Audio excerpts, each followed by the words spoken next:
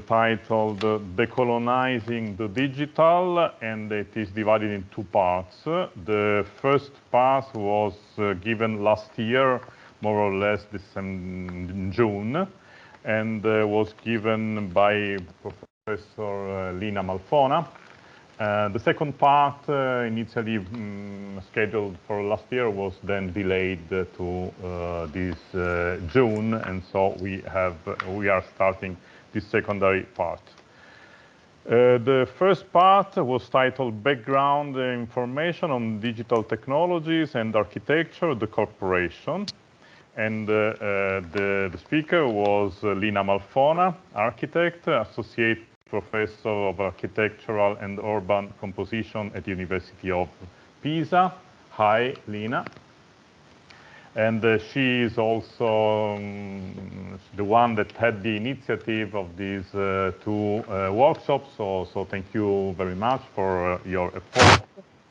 And she will give a small introduction of the continuation of this program, since, of course, the second part came after 1 year after the first. So it's better that you introduce a little bit and make a connection between the two parts.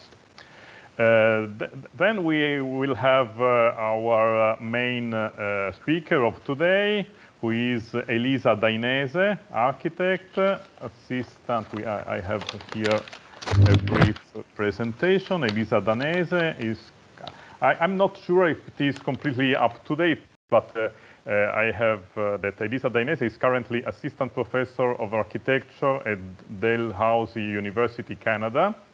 She works on issues of decolonization and post-colonial theory, global history and modernism, with a focus on the transoceanic exchange between African, European, and American architecture. And in January 2020, so right now she probably is, she will join the School of Architecture at the Georgia Institute of Technology as the new assistant professor of history and theory. So I suppose right now she is at the Georgia Institute of Technology. So congratulations to Elisa.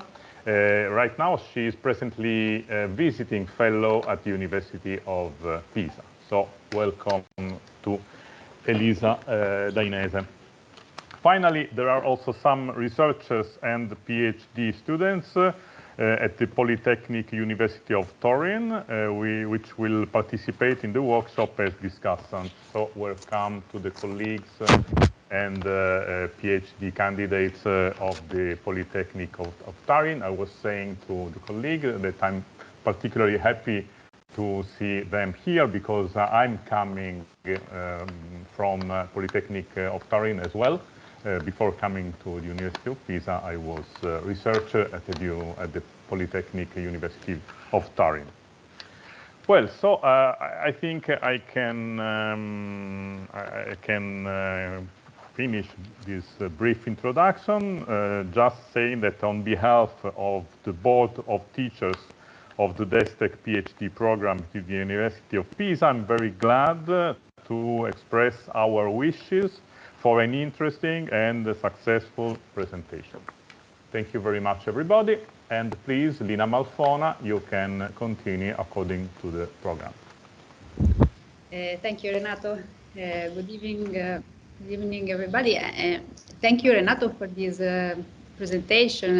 Actually, you already presented Elisa, so I just add something about her. This, I want to say, actually, before starting, that this seminar will be recorded, so will be then broadcast through the channels of the University of Pisa.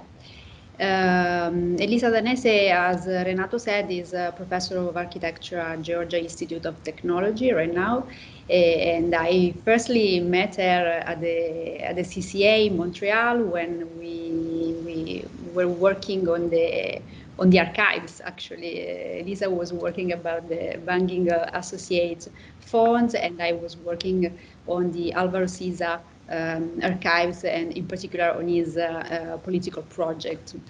Unfortunately, I missed the Elisa seminar in 2018, and so now I'm really glad to see this new research that Elisa is carrying out. I have also the pleasure to have some colleagues from Politecnico di Torino and universities of Sheffield, Kingdom University and the University of Pisa here. This seminar, as Renato said, started just 1 year ago, and I gave this seminar about some issues, some implication of corporate architecture and philosophy, information technology, pastoral capitalism, and issues of the access to power and control. So why these seminars? I tried to sketch up, to outline some topics. Today we are experiencing an ongoing decolonization of thought. Decolonization looks like a moral obligation. The need to decolonize spread a kind of peripheral thinking made of many minor narratives, many local experiences that become a kind of they become a wall, actually, because they were connected and so vascularized in a way. Over time, this peripheral thought become stronger, maybe much stronger than the central thinking. Also because periphery and suburban areas are becoming dimensionally and numerically also much stronger. Rem Koolhaas understood this change very well when he organized this exhibition at the Guggenheim Countryside the Future. But also big corporation understood this change too, and maybe before us, before scholars, before artists and architects. Corporation expanded actually their user base of internet and digital products up to the countryside and up to ex-urban areas, and they also carried out this kind of neo-imperialist project, not by network. In fact, they recently take advantage also of the pandemic to extend their digital colonization. If it's true from the one end that the internet was born on a high democratic basis, as a means to decolonize, so decolonize the world in a way by giving to people the same opportunities, the same possibilities, independently from their position, from their location in the world map. However, today, internet is also controlled by strong interests, and especially by corporation. In fact, in a renowned essay by Gilles Deleuze, he actually wrote, "The corporation has replaced the factory, and the corporation is a spirit, a gas." So these words describe the immaterial nature of the corporation, and in a way denies its physical roots. But if it's true that today that networks are defined by their digital and immaterial flows, it is also true that they are identified by physical nodes, a series of physical nodes like buildings, like storage, like archives. And never before today, actually, we recognize that the virtual world needs a physical alter ego. For sure, we are getting used of physical distance, but we also recognize that a need, the need of body, the need of physicality, the need of affect. And of course, during this long period of seclusion, the digital world appear as an ideal world, as the place where to take refuge, and at the same time, the place where we're struggling against isolation. So remote meetings and discussion and public debates fill our days in a way. But they are also places without contingencies. They are also places without a real audience. And in the end, so the virtual world is a really smooth territory. It's the place where everything is easier, so everything is possible. Digital world is also, it's also the place where all is recorded and all is controlled. So the truth of your speech is always questionable. No, is always yeah. And also in terms of immaterial work, digital space is becoming more and more vulnerable.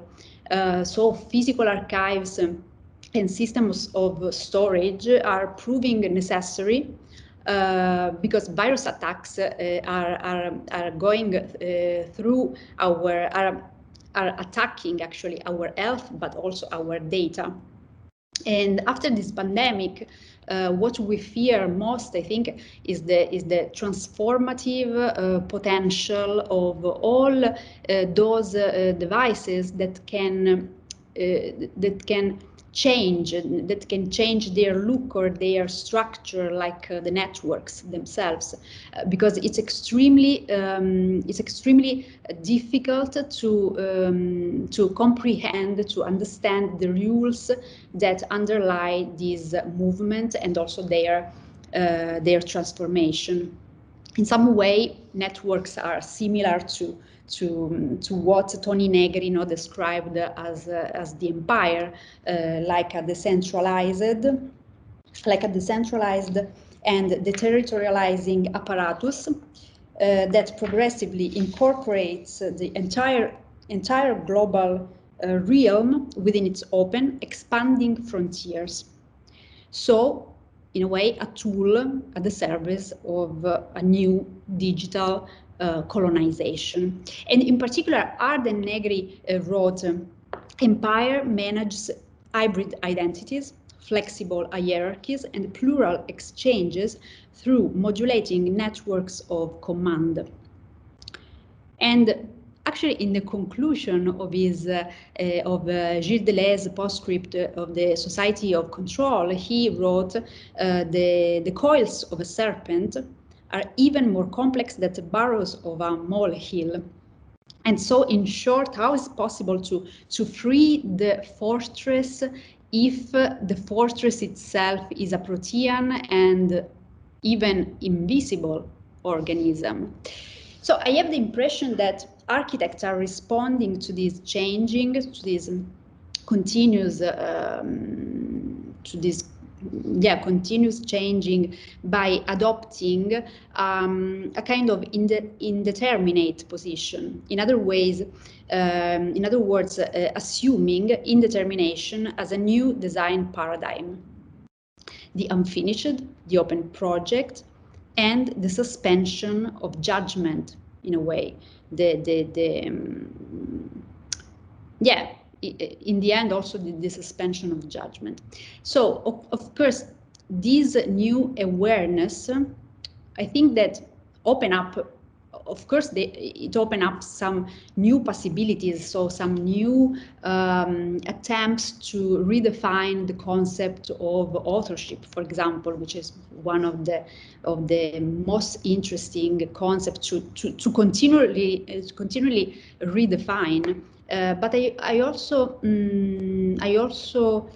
question, and I also wondering if this shifting identity and this continuous negotiation of identity is going in the direction of the search of truth, or rather, if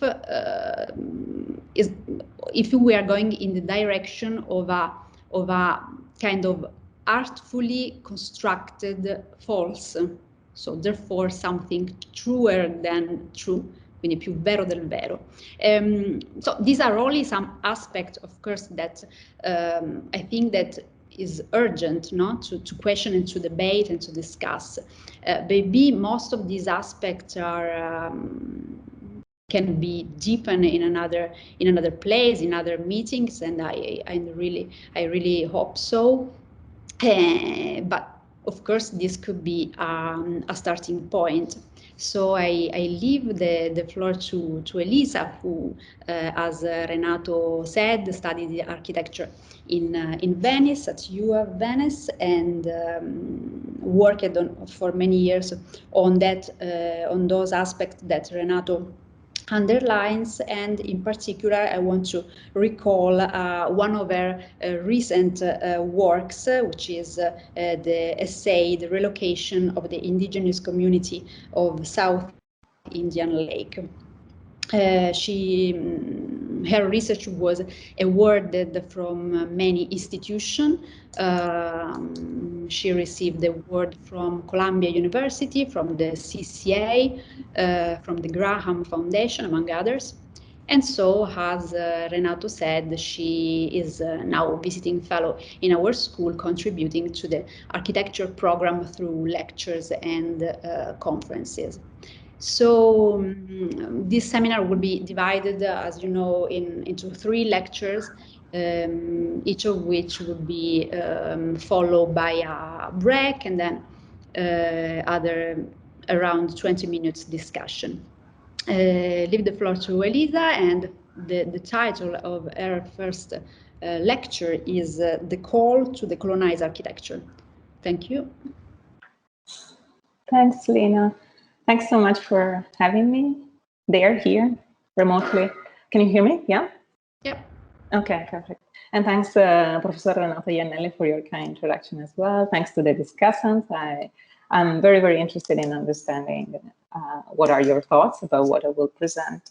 This is a fairly new research for me. I've always worked on post-colonial theory, decolonization, but the idea of investigating this topic in the digital space or how they can affect the digital space is pretty new. So again, I'm looking forward to the discussion afterwards. I will try to share my desktop.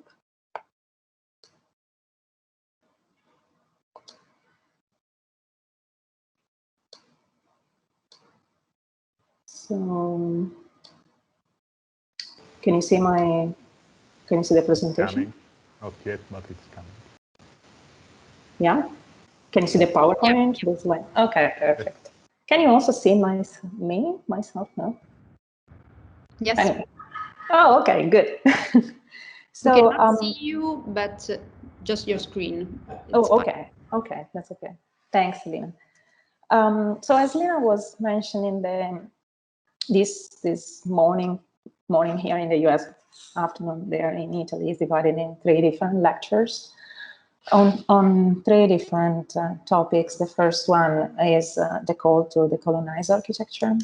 So in this part of the presentation, I investigate the concept of decoloniality and how the framework of decolonization in architecture has challenged contemporary theories, contemporary design paradigms. So I will look at the US, Canadian, African context, and I will examine or try to examine the origin of the decolonizing movement in architecture to understand different meanings, different interpretations of the concept, and the complexity in a way offered by the notion in practical and theoretical terms. In the second part of the presentation, I assume we will have a discussion and then a break, and then the second part, I will focus more on the digital space. So on tools, services, structures, how they are created, for whom, digging more in details into the new part of this research. And then in the third part of the presentation, I will focus on the ability, on the capacity of design thinking to make systematic, let's say, forays beyond current knowledge horizons, Western knowledge in particular. So I will discuss in details about sovereignty of data, archival decolonization, pedagogical research on decoloniality.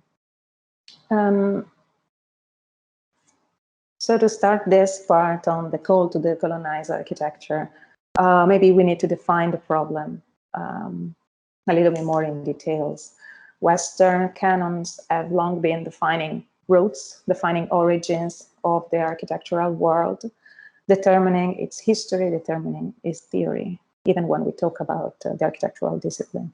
So Eurocentric North American paradigms have dominated the global scene for centuries.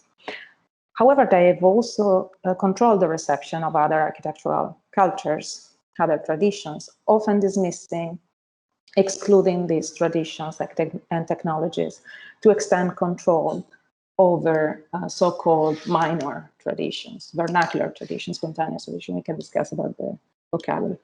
The tension between a growing consciousness that we all live in an ongoing colonialist project that Lina was mentioning, and the uncertainty as to what exactly can be done about this problem. Well, this has produced increasing discussions around the call to decolonize architecture. To speak of decolonizing design, we must understand the term, or at least agree on what decoloniality is. As it happens with post-colonial theories, we have different definitions of the term. These agree, I would say, on the fact that decoloniality refers to the logic, the metrics of power, the ontology behind it. Power created by the massive processes of colonization and settler colonialism, and of course their aftermath. So more plainly said, decoloniality is a way for everybody, architects, engineers included, to relearn the knowledge that has been pushed aside, knowledge that has been forgotten, buried, discredited by the forces of modernity, by settler colonialism, by racial capitalism. So decoloniality in a way reveals the dark side of modernity, how it is built on the backs of others that modernity racializes, erases, very often objectifies. This means that decoloniality is not a singular thing or theory. It is a method, it is a paradigm of co-liberation, of reparation, of restoration, that depends on context, that depends on historical conditions, on geography. So what is defined as decolonizing in a place like South Africa or the Arab region is very different than speaking of decolonizing the situation in Italy or decolonizing in South Asia, for example. As a method, decolonization aspires, as I said, to liberate, to restore, to acknowledge and validate the multiplicity of lives, the multiplicity of life experiences, cultures, knowledge of indigenous people, people of color, colonized people. So it also aspires to decenter hetero, gender hierarchies and racial privilege. The colonial theory, or at least the theory of decolonization that I am referring to today, this theory emerged from the work of scholars like Anibal Cuyano, Maria Lugones, she studied the coloniality of gender, Walter Mignolo. You have an image of one of his writings on the topic, on decoloniality. Gloria Anzaldúa, she discusses about the borderlands. These are only a few names. The main ideas behind our work emerged first in Latin America in the 20s, and by way of philosophy of liberation, dependency theory, they spread all over Latin America, especially in the 70s. So according to Mignolo, for example, decoloniality has its historical grounding in the Bandung Conference. So April 1955, representatives from 29 governments of Asian and African nations gathered in Bandung in Indonesia to discuss peace, to discuss the role of the so-called Third World in the Cold War, but also to discuss about economic development and decolonization. So the main goal of the conference was to find a sort of common ground, a common vision for the future that was neither capitalism nor communism. This way was decolonization. It was not a third way, it was a delinking from the two major Western micro-narratives. Obviously, we know the results of this conference in political and economic terms, but following the reasoning, the term decoloniality should be understood as a subversion, a delinking from Eurocentric thinking, Eurocentric knowledge. So decoloniality calls for a knowledge produced with, a knowledge produced from, rather than a knowledge about someone or something. It makes, in a way, people question. It shatters the familiar. Decoloniality calls for creating something new, rather than sort of additive inclusion into a certain field, architecture included. But decoloniality, we need to remember, it does not aim to be another hegemonic project. Therefore, it is meant to be an option among a plurality of other options. So I see decoloniality here as coupled with intersectionality, race, class, gender, sexuality, ethnicity, ability, age. They all operate as reciprocally constructing phenomena that in turn shape complex social inequalities. It is important to acknowledge that it is not enough to shift our focus from a northern or western centric perspective to one that is southern centric. We must also address the structures of power, the racism, the gender inequality, the classism that guide knowledge production, also in the architectural field. So the work of decolonization requires a profound consideration of how race, class, gender hierarchies established by coloniality, of course, affect our perception of what counts as valid knowledge, and in a way affect our ideas on who generates that knowledge. Decoloniality fights the mythological narrative of Western sciences that pretends to be beyond any particularity. The Western is a point of view. Let me say this. Allow me to use this. It's a point of view that hides its epistemic location. It prepares the ground for its claims about universality, neutrality, and objectivity, hiding behind this. So this is what Donna Haraway calls the God trick. That is the conquering gaze from nowhere. The problem with claiming that research is neutral, objective, is to claim that knowledge is in a way unconditioned by its body, unconditioned by space location. So if a subject claims a space as a female, a gay person, a black person, they situate themselves, and therefore they can be biased. So the empowerment of subjects is fundamental. The colonial theorists emphasize that we are not past the colonial or post-colonial in time.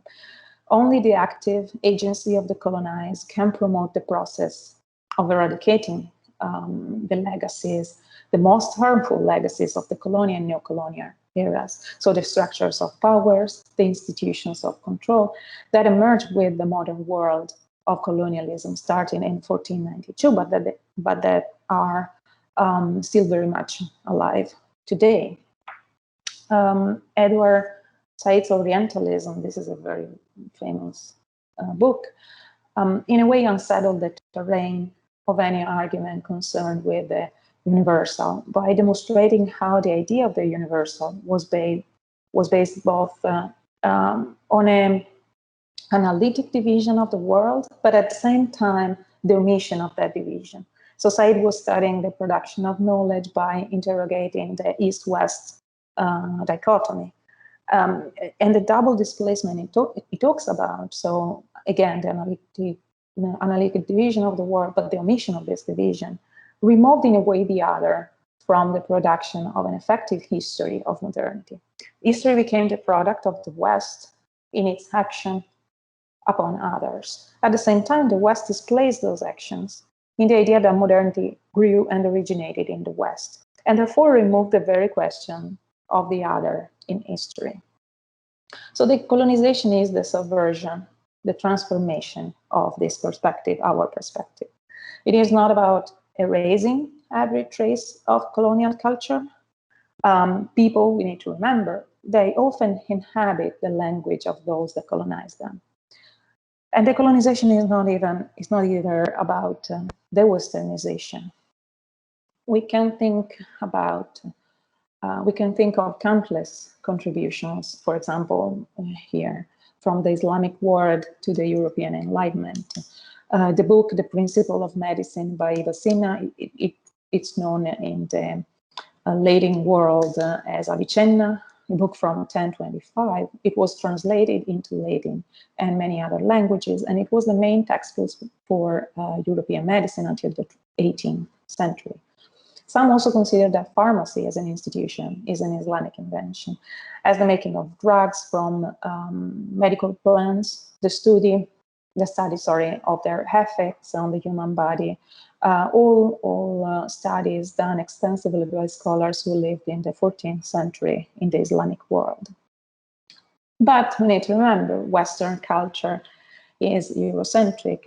It is an ideology that developed after 1492, and that refers to European exceptionalism, which is centered on Western civilization. And so it constructed precedents that Europe was and is superior. This Eurocentric view has even, in a way, skewed our perception of viewing the world by reinforces colonialist superiority. Here you have an example of two different ways of producing maps. Most maps, they were revolutionary at the time of their creation, but they are in not very accurate display of land masses. They pump up the sizes of Europe, they pump up the size of North America, and they are still used everywhere, from textbooks to Google Maps. So how, to go back to the title of this first part of the lecture, how are design and architecture Eurocentric? Design, in a way, champions itself as a universal problem-solving discipline. An example more focused on design than architecture. In typography, universal is Latin, and it renders everything else as non-Latin because it is not part, in a way, of the canon, the so-called canon. So categorizing Arabic as non-Latin implies a hierarchy, an outdated method that, in a way, ignores the multilingual audience. Some designers are called for abolishing the term non-Latin. Recent advances in technology and desktop publishing have rendered the creation of special characters a little bit easier, but the non-Latin category remains in place, and machines embedded with this binary too. Another way to highlight that racism, in a way, is embedded in machines is to refer to devices like Alexa, Amazon's Alexa.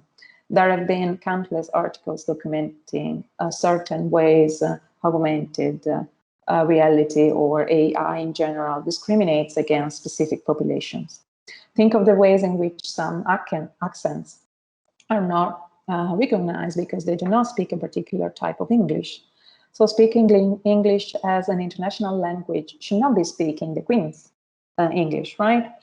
There is a variety of broken forms of English, Anglo-Japanese, my English, Anglo-French, etc., etc., etc. What about architecture?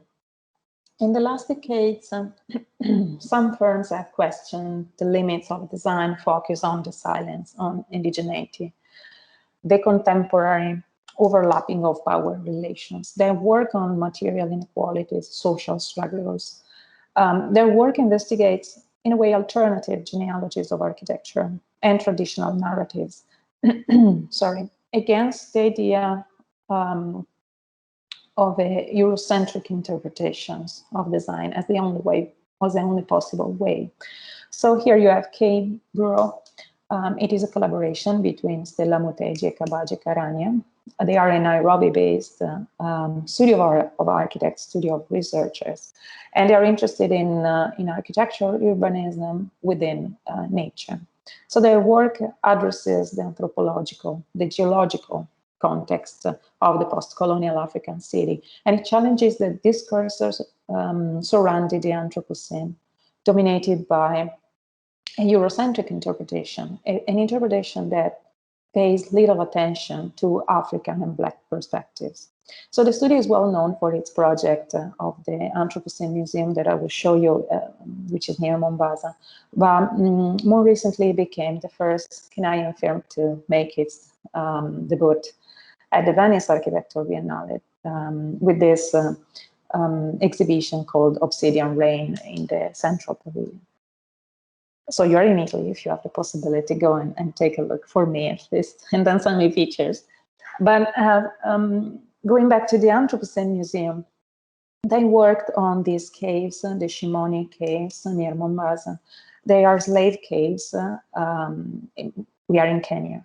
The project is a proposal for a museum, as well as an exhibition, but also a new idea of institution. The museum institution. The museum is the cave itself. It is designed in part by millions of years of geological processes. So Cave Bureau surveyed the track, the initial track of the cave, and they used the 3D scanning technology. They mapped it, and they mapped this space for the first time. So people can now visit it, experience the natural architecture as a space to reflect on the Anthropocene, to reflect to the current geological age in which humans exert a dominant influence on the environment. The site is a place for natural as well as cultural and historical remembrance. It embodies a deep history of pain, persecution within a natural structure. You're probably familiar with slave trade in the West Coast, which is the most well-known. But slave trade from the East African coast is predominantly understood to have been between the Portuguese, the Arabs, and the local indigenous people. But it has also been linked to the British, whose exploitation of the trade during the abolition of slavery, so we're talking about 1807, is still recorded. So the Shimoni caves are located on the southern tip of Kenya and were used to hold enslaved people until the ships came to collect them. They were transported to Zanzibar, where the main slaves where the slaves market took place. So the British, in a way, came or declared that they came to abolish the slave trade, but instead they cemented their presence during the scramble of Africa when they took, in a way, the East African territory. They stopped the enslavement of people through slavery as trade, but they continued it through colonization. And this brutal period continued into the middle of the 20th century. You probably know about this book by Carolyn Elkins, Imperial Renocking. It's about Britain's Gulag, the violation of the European Convention on Human Rights during the Mau Mau anti-colonial emergency in the 50s. So the Anthropocene Museum exposes this history, while it also convenes in these prehistoric architectural spaces. And it does so in order to speak with the communities that live around these and other caves across the country. So the museum documents these meetings with the community through drawings, maps, short stories narrated on film. There is a curator from the National Museum of Kenya, some elders, and they are officials elected by the community to be custodians of the caves. And they share stories in Swahili, the local language, which is a mix between the foreign Arabic and more African languages. They meet in the caves and they share stories about how they were used by the ancestors as spaces of ritual, places of healing, etc., etc. So working with the Shimoni community, the Anthropocene Museum brings to the fore many of the characteristics of a decolonized architecture. The museum is not enclosed within the proverbial four-wall building type, right? It is a malleable entity. It is flexible enough physically, but also in its theoretical body to openly challenge the prevailing powers, the prevailing status quo, from the underground up. And then he also, focusing on prehistory and post-coloniality, the museum challenges modernity, challenges the canon as the only points of reference for architectural design. So the project offers a different idea of museum that questions its institution, questions its long entanglement with colonization and the colonial loot. The relationship between coloniality and modernity is particularly important in the work of these decolonizing designers and scholars. The colonial theorists themselves argue that the modernity that the Western world takes as the context for its own being is in fact so deeply involved, imbricated in the structures of Western European colonial domination that it is impossible to separate the two. So sometimes they use the term modernity / coloniality or the two terms in interchangeable way. Again, Mignolo points out that coloniality is modernity's darker side in one of his famous publications. So who is modern? Who is contemporary? The frame of reference for the majority of design and architectural histories and theories, as I said, is Europe and North America, which often exclude the dynamic histories of colonialism, imperialism, migration, slavery, in spite of the fact that I've always been involved in these activities.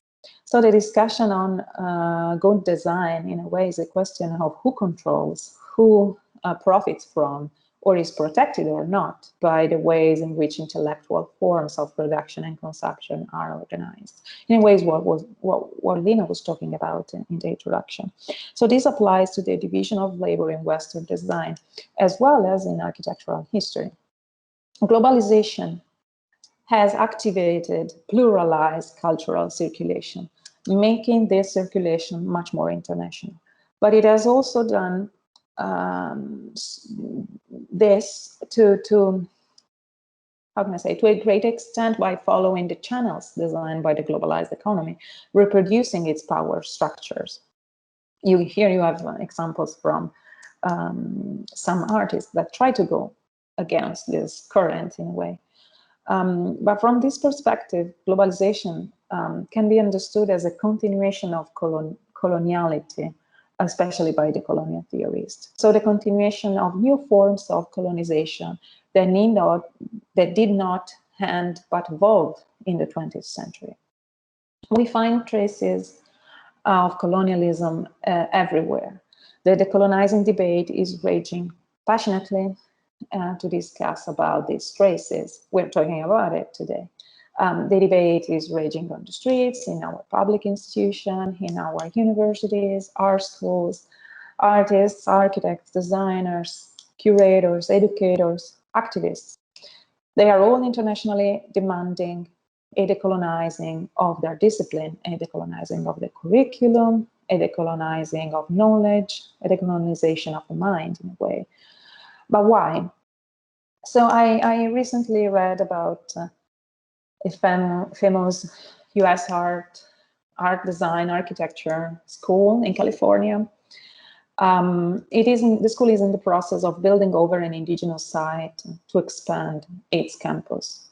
At the same time, the college's public lectures begin with a land acknowledgement. So this tension between a growing consciousness that we all live in an ongoing colonialist project and the uncertainty as to what exactly can be done about it. This tension lies at the center of the discussions around decolonization in architecture. Colonization understood historically is the displacement of indigenous peoples through force, a displacement from their land for the purposes of extraction, for the purposes of expansion. This exploitative process is crucial for the accumulation of resources, the accumulation of capital, and ultimately power, through which ruling classes have dominated, subjugated the rest of the world. And it all continues to the present day. We read about it when we read about the construction of the Dakota Access Pipeline, the displacement of thousands of indigenous people. So architecture has served capitalism as a tool within this process. Architecture occupies land, imposes ways of being on the land. Some says, and I'm quoting here Leopold Lambert, the editor of the magazine The Funambulist. He says, no, and I'm quoting, no other discipline is better at implementing settler colonialism than architecture, end quote. So as soon as we affirm the close relationship between architecture and colonialism, numerous questions emerge from the debate. There is the question of what can be done within the profession in terms of ensuring architects know how to work on these topics, being mindful of class, race, and gender issues, how to work on indigenous sites, how to work with indigenous colonized clients, and whether non-indigenous architects should be doing this work at all, whether I should be talking about this, right? But the most important question, the question of whether any of these changes can actually happen within the field without larger, deeper societal changes. Well, this question is still very much open and in a way unanswered. So if we accept that to decolonize is to democratize, some answers to these questions can be found in the incorporation of previously excluded voices and perspective. Andrew Hershers, Ana Maria Leon, they worked on these topics. They are co-founders of this project, the Settler Colonial City Project, and they are faculty member at the University of Michigan. They've tried to build narratives that include minor voices. Their project, Collaborative, produces knowledge about cities on Turtle Island. Turtle Island is the indigenous way of calling North America. They describe these spaces as spaces of ongoing settler colonialism, ongoing indigenous survivance, and struggles for decolonization. So at the 2017 Chicago Biennale, they proposed an intervention to bring attention to the stolen indigenous land on which the Chicago Cultural Center, which was the event's primary venue, the land on which the center stands. So they wanted to turn the attention on the legacy of colonial extraction and displacement on which the production of architecture relies. They consider this to be the first important step to educate, to move architects toward a decolonizing thinking. But what about architectural practice? So here you have an example by Chris Cornelius. He's the founder of the architecture firm called Studio Indigenous. He's also a citizen of the Oneida Nation. So he grew up on a reservation near Green Bay in Wisconsin. He has worked on this topic since his master's degree at the University of Virginia, which was focused on, in a way, translating native culture into architecture. This was the beginning of a career that has spanned pedagogy, practice. He has designed several installations. Here you have the award-winning Wikiyami, which was displayed as part of the exhibit Columbus 2016 and 17. He has also designed the Indian Community School of Milwaukee, his largest project today. So he frequently collaborates with indigenous professors, practitioners, from Canada. He's conducting another project on housing for a First Nations community in northern Manitoba, for example. Cornelius suggests that colonizing architectural practice would necessarily entail effort to understand the cultures and practices of the communities architects build for, especially if they are indigenous communities. This is not something new, right? He's not saying anything particularly new, but he also says that architects should seek to work closely with their clients, understanding them as people with their own specific needs, and they should use that understanding to produce an architecture that's more empathetic with their needs. So I show you examples that, in a way, individual architects can take up, choosing to serve a decolonizing agenda. But as I explained before, colonization is inextricably linked to larger political and economic systems. Could the effects of such individual efforts extend beyond a specific project, a specific client, or an individual firm? Can, in a way, architecture decolonize itself? Is it possible to decolonize architecture from within architecture? Because architecture is implicated within the broader process of colonization, it would be very difficult, someone says impossible, to simply decolonize architecture without dismantling the larger system to which it belongs, to which colonization itself belongs. That is a much more challenging task than, let's say, making changes to curriculum or even to disciplinary structures. Decolonizing architecture from within would mean to participate in a process that relies on architecture connection to on-the-ground political movements for decolonization. Movements like those who led the efforts, for example, to stop the Dakota Access Pipeline as Standing Rock that I show you. So such movements could also work to prevent architects for perpetuating their colonizing role, at least in the profession. An example here, 2019, the Funambulists called on the French architect Jean Nouveau to back out of a project to revitalize the Casbah of Algiers, a project that a large part of the population considered harmful to the inhabitants, as situated in a key side of the Algerian struggle against French colonialism. The effort proved in a way unsuccessful. Nouvel offered a response, a tasty response that did not drop the commission. But in a way, this represents one type of activity through which designers can be held accountable for their work. So as you can understand, the relationship that the architect interested in decolonizing the discipline is supposed to create with the client, with the community, is very specific. Determining what exactly needs to be done requires that both architects and clients take responsibility, confront the assumptions behind their actions and aspirations.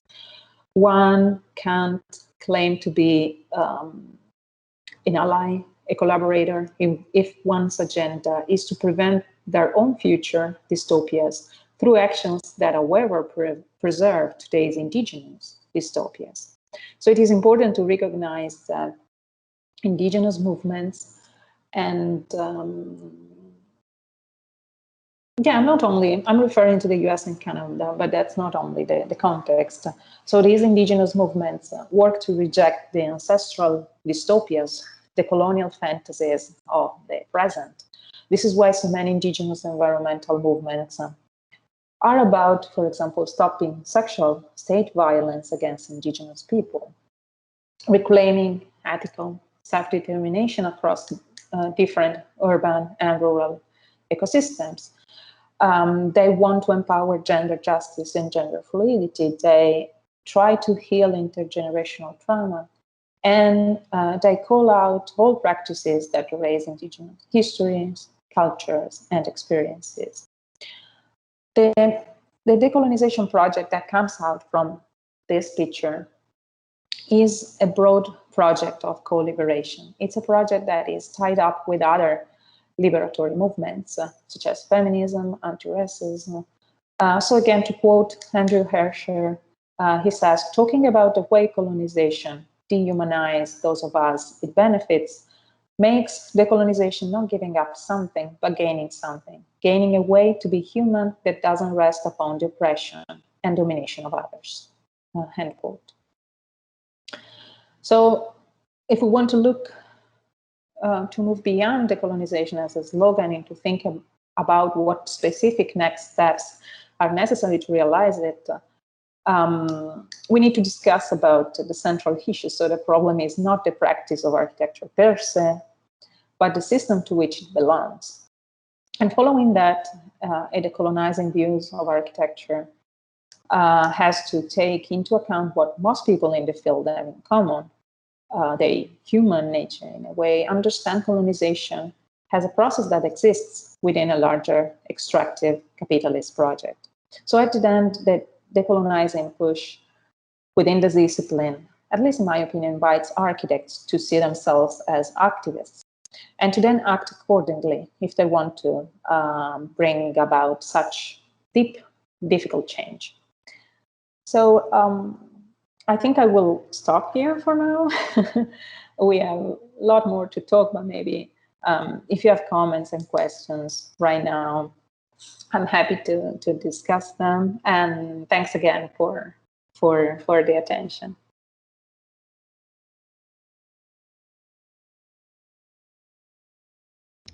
Thank you, Elisa. Yeah, you mentioned, I mean, many aspects on which we need to discuss. Following the program, we have a little break now, so it's a just 10 minutes break, and then we can start again with the discussion. Okay? Okay. Yep, thanks. Ci vediamo fra un po'. I think that we can restart, and I would like to thank Elisa for this very dense lecture, and also for open to some topics. I think that as architects we are learned a lot from decolonization, from these minor narratives. We are learning to shift our identity. Probably we are learning to molding, no? We are molding our position in some way. So this is, of course, this right for architects. But I think that there is also something like a risk in these minor narratives that risk to become like anecdotal. I don't know. So I would like to invite in this discussion our three invited discussants, who are Camillo Boano, Professor of Urban Design and Critical Theory at UCL and Professor of Architecture and Urban Design at the Politecnico di Torino. His research focuses on the complex encounters between critical theory, radical philosophy, and urban design process. And I want just to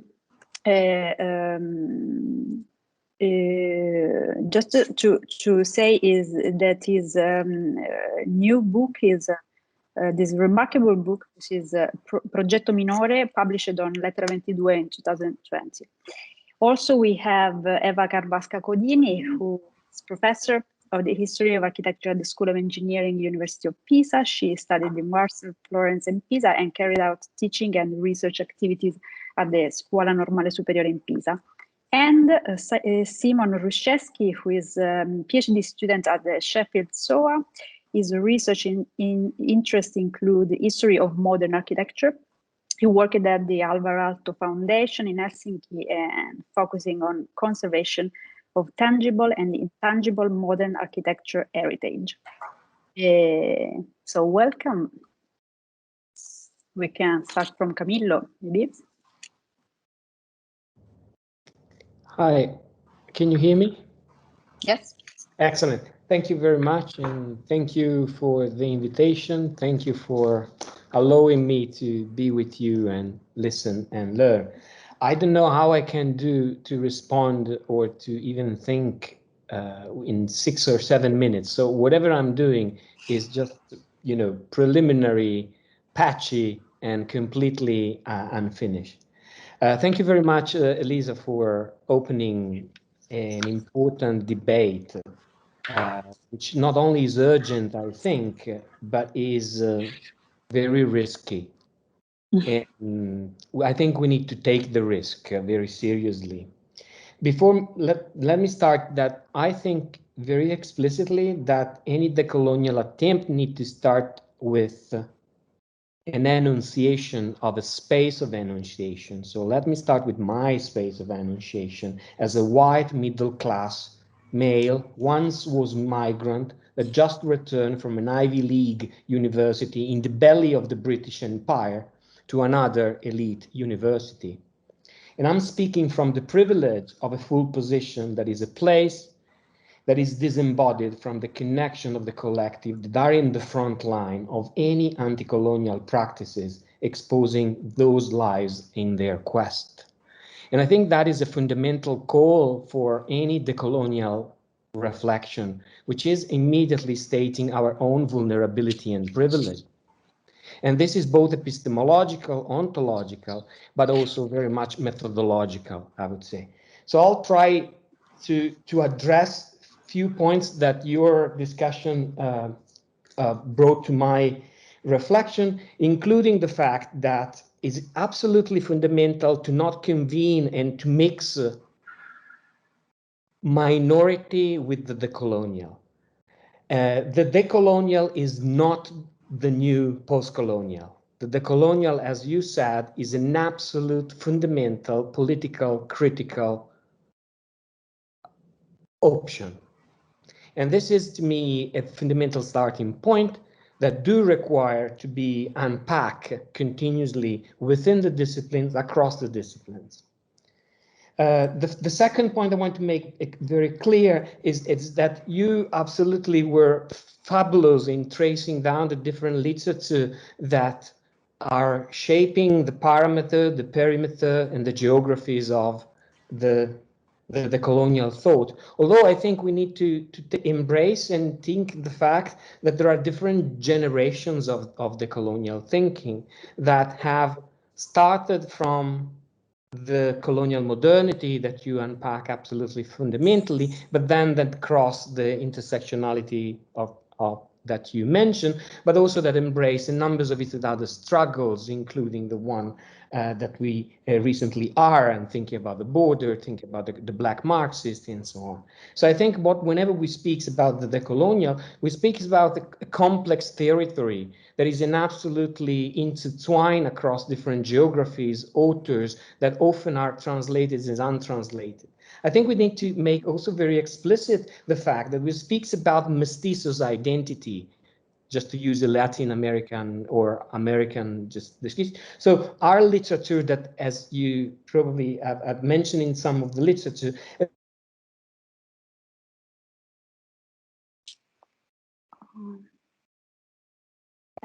I think I miss Camillo. We all miss him. Ah, okay. It's having some problem of connection. Immobilized.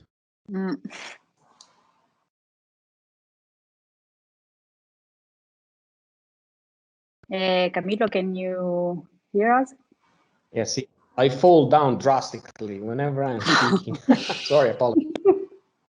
Was either a time to me, a sign to me to stop, or was just that a disappointment. However, I was just saying that it's very important to say that literatures and all those authors are coming from a very mixed traditions and always in between cracks, and never a sort of canonical geography. Thinking about Latin American scholars that transpassed to the US, the one that you mentioned, or people that were coming from different gender identity and using the border as a space.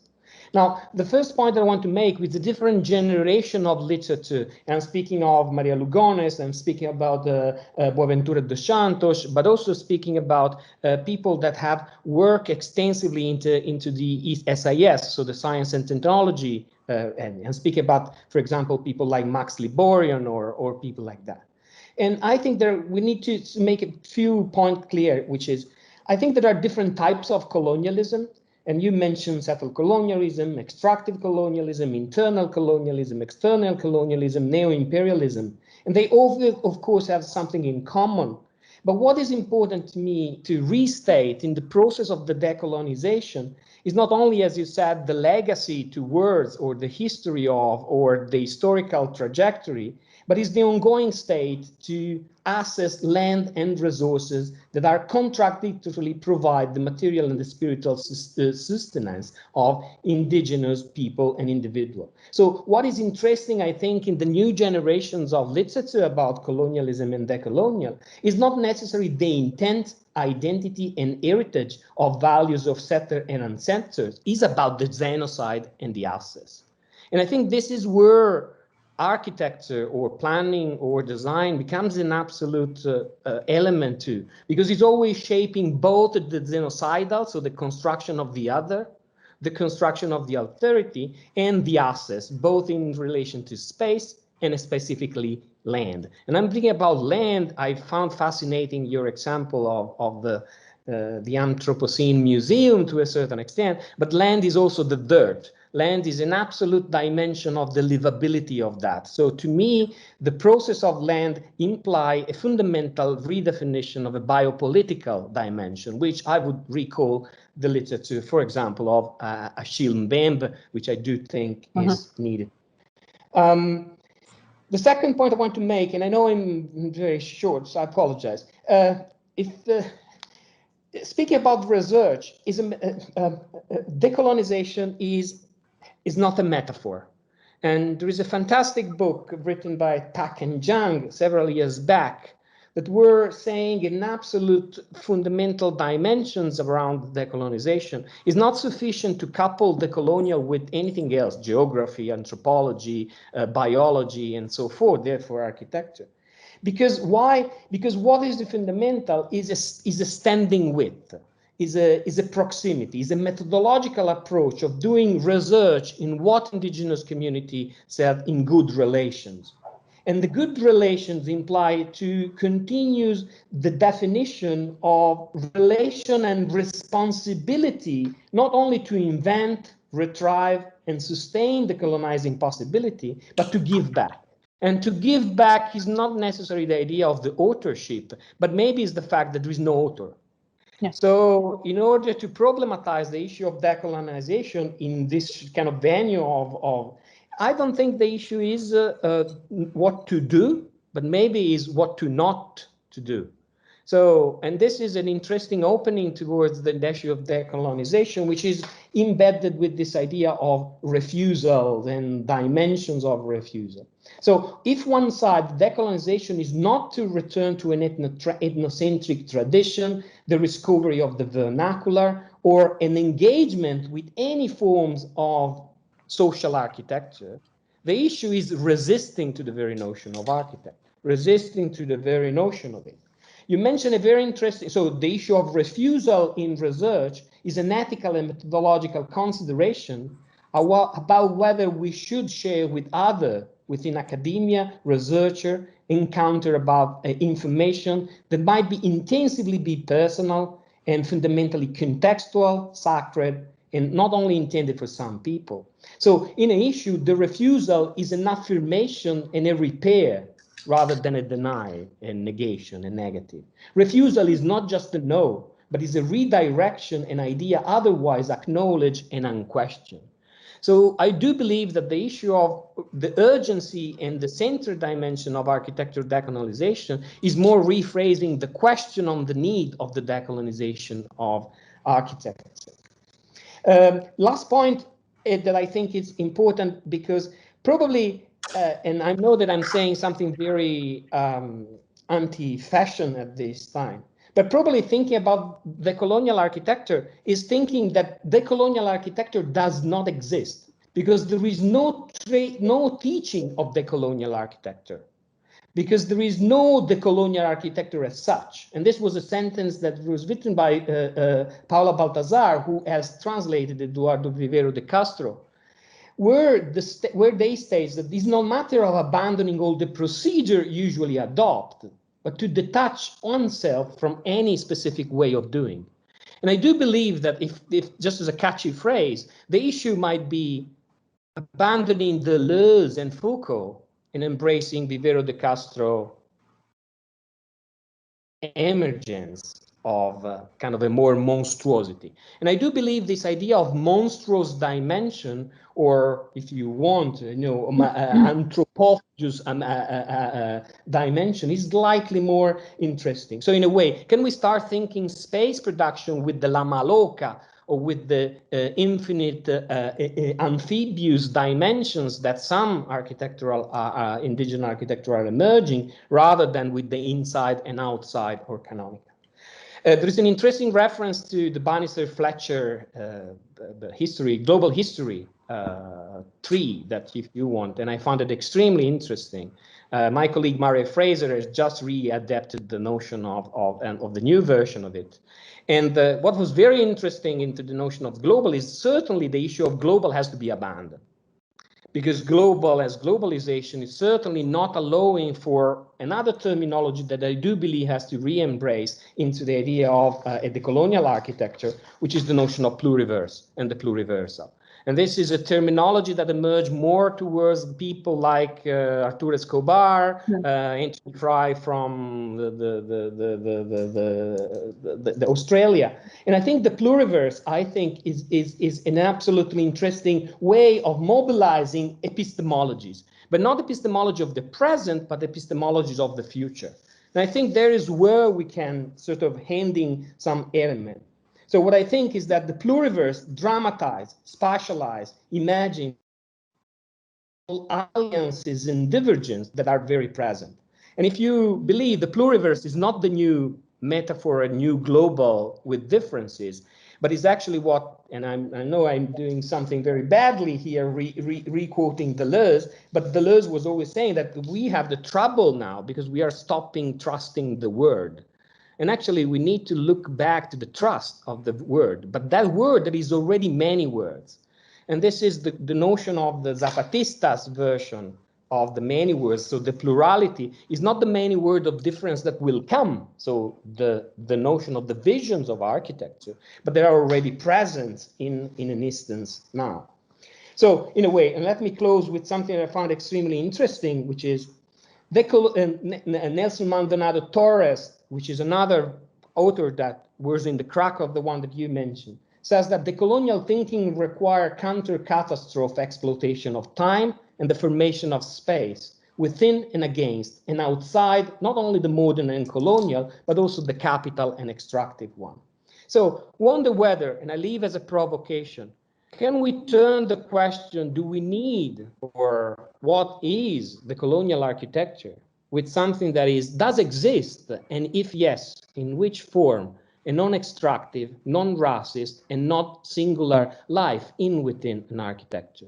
And what is an architectural suspension needed to imagine, co-design a planetary inhabitation that confront the inhabitable within a naturalized condition? Because the issue of modernity is the naturalization of the condition and the impediment of the possibility of alternative future. So I really think that the call for decolonization is super, super important and would probably need to go trace back according different genealogy. And I'm so sorry if I have been rushing too, but this is just to trace the fact that there is an urgent moment for debate in a beautiful way, the way you presented. So thank you very much.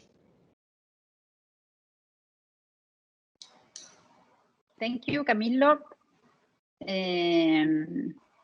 Let's see if Eva has something to add or something different to propose, like a reading. Yes, good evening. I'm very glad to this possibility of participation. Well, observation. I think that today the cultural colonization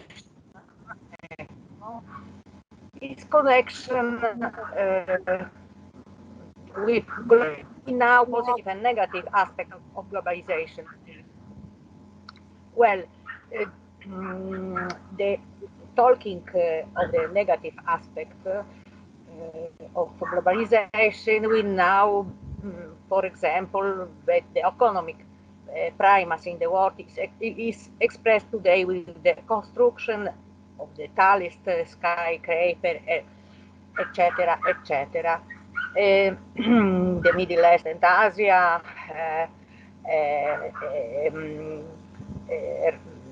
the race continues for who build the tallest sky. Yes. Question.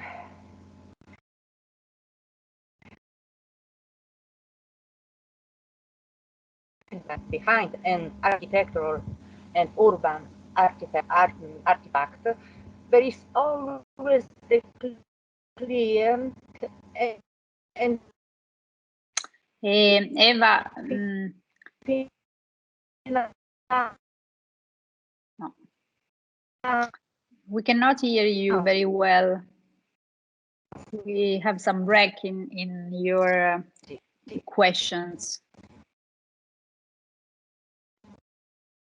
Again, I think it's a problem of connection.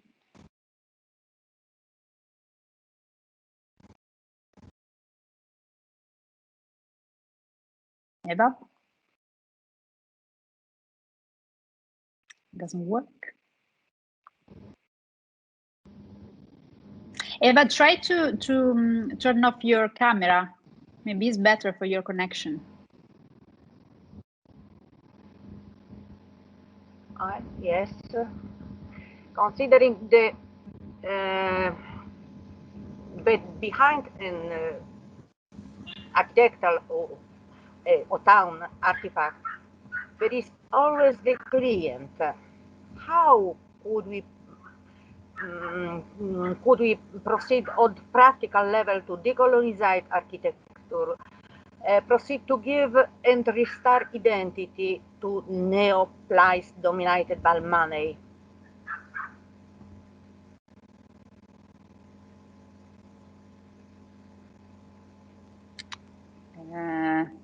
Can you please repeat your question?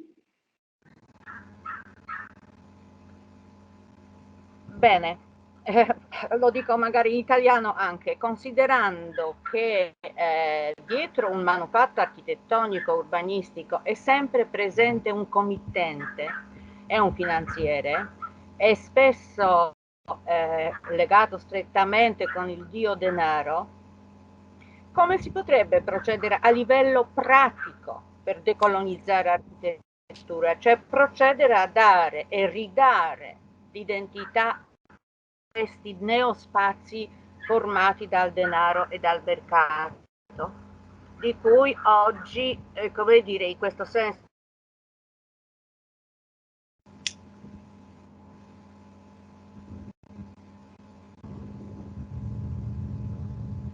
He continues to have some problem of connections.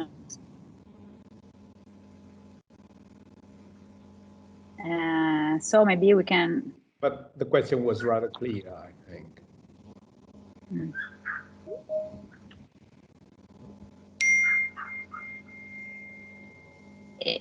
Elisa, do you want to reply?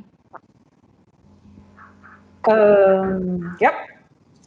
So, well, thank you both, Camillo and Eva, if I may, for your comments, your questions.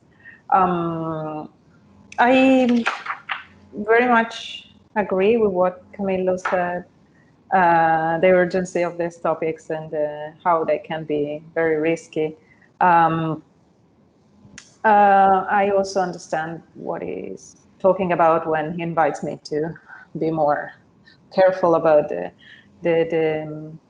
different genealogies of the colonial, the decolonial, etc., etc.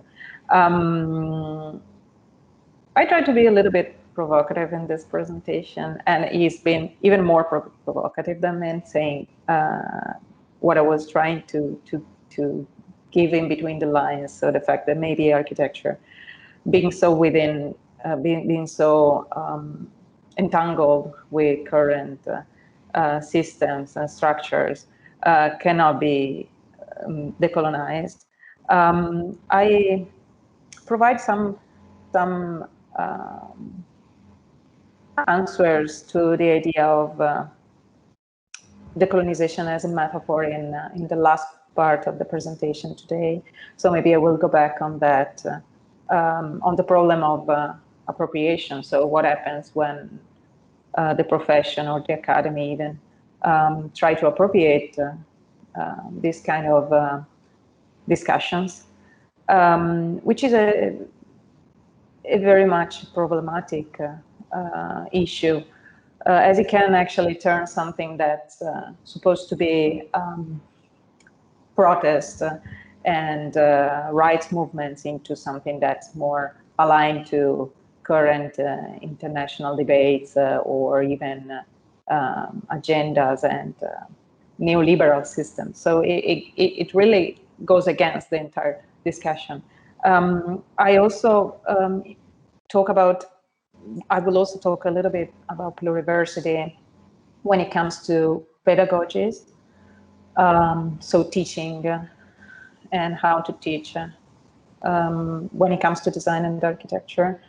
So what Achille Bembe suggests to develop a classroom without walls, where we all learn from each other and things like that.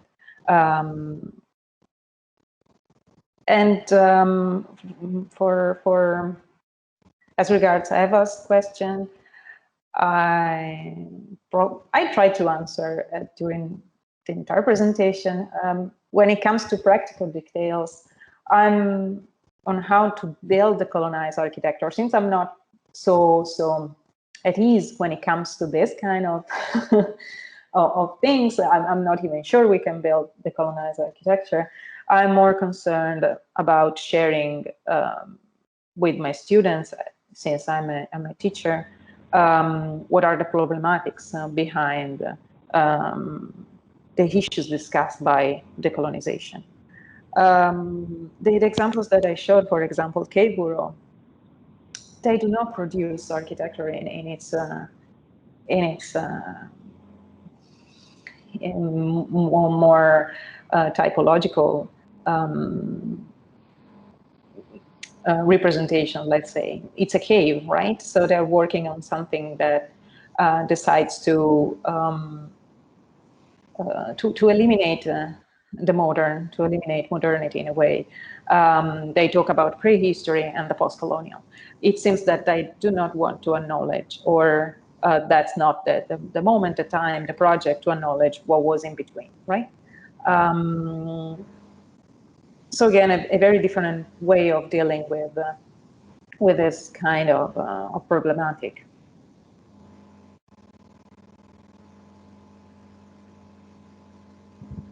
Thank you.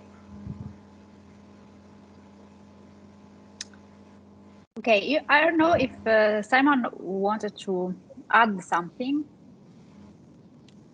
Hello, now. Yes, if there's still a little bit of time, I'd like to.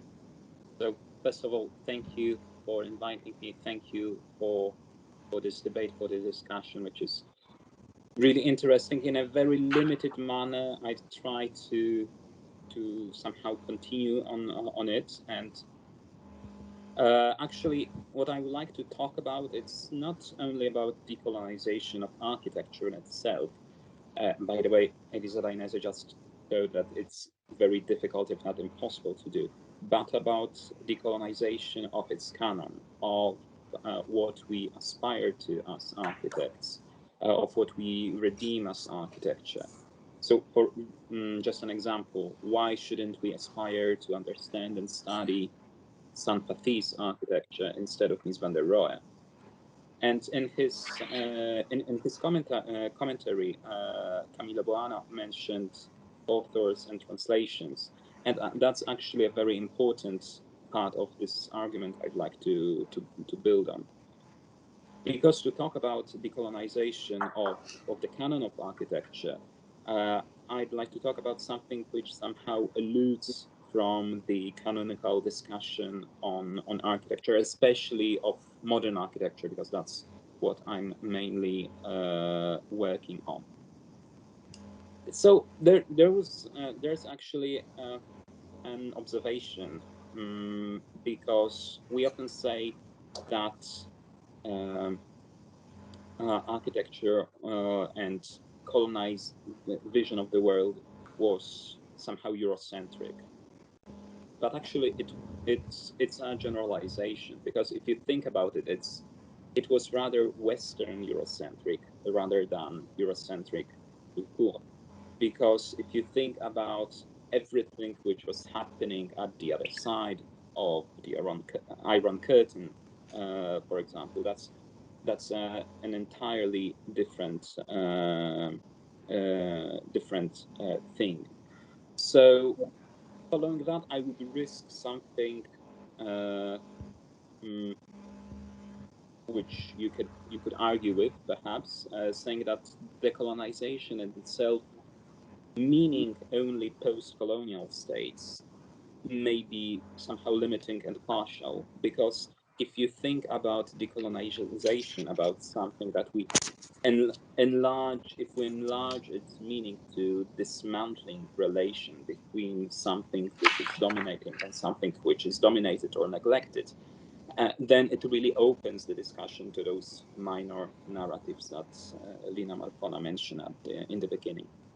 So about if you think about these communist states, and if you look at books, at histories of modern architecture, for example, many of them, like Bessner, Hitchcock, they don't mention at all eastern part of Europe. There are only punctual examples and solitary mentions in Western, in Giedion, in Montaner, in Curtis.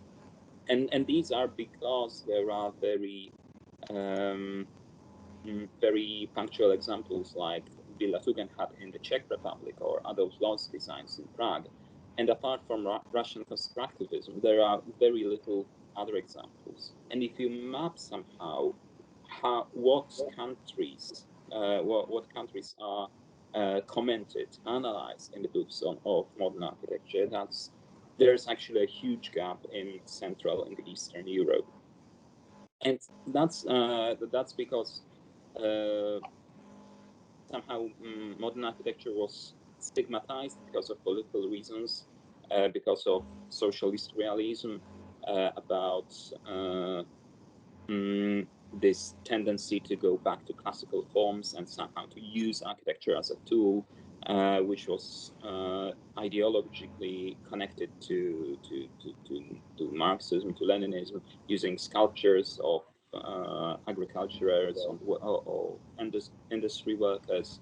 That was somehow used together with columns, tympanons, and other elements of classical architecture. And if you think that modern architects, for example, in Poland, between 1949 and 1953, they had their licenses revoked. Every design was to be controlled centrally. Even how architecture was described in the books at that time, designs were listed by function. In some books, there were no architects' names, and everything was referred to as a plan. So there were no monograph-based studies. It was somehow against individuality. It was as if it was a catalog of what was built, which has still consequences in present-day publications in these areas. Some present-day Polish publications, they still follow this function-based discourse rather than concentrating on tendencies and monographs. So that's how it was talked about. Then it still has a huge impact on today. And just to finish, I'd like to add that after this period of let's say oppression of modern architecture ended, when it moved towards after Stalin's death, when it moved towards modern architecture, it was a very late reaction. At the time when Team 10 was discussing the limits of the Athens Charter, it was presented in Poland as the ultimate aim in architecture and urbanism.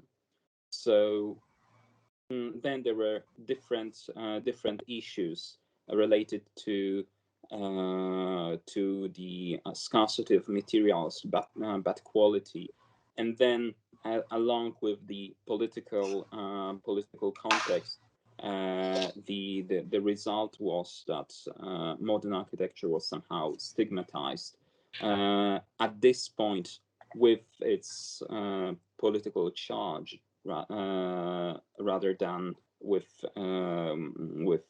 opposition. So, at this point, I would say that to decolonize architecture in this larger meaning in Central and Eastern Europe would be difficult, because it would mean also to enter the discourse of broader canon and historiography, but also to struggle with the remnants of the past and animosity, rejection, and change of perspective, and how we talk about it, what we find in the books, and how we teach it. That's very important aspect to it. So just a short illustration, and sorry for going over time with it.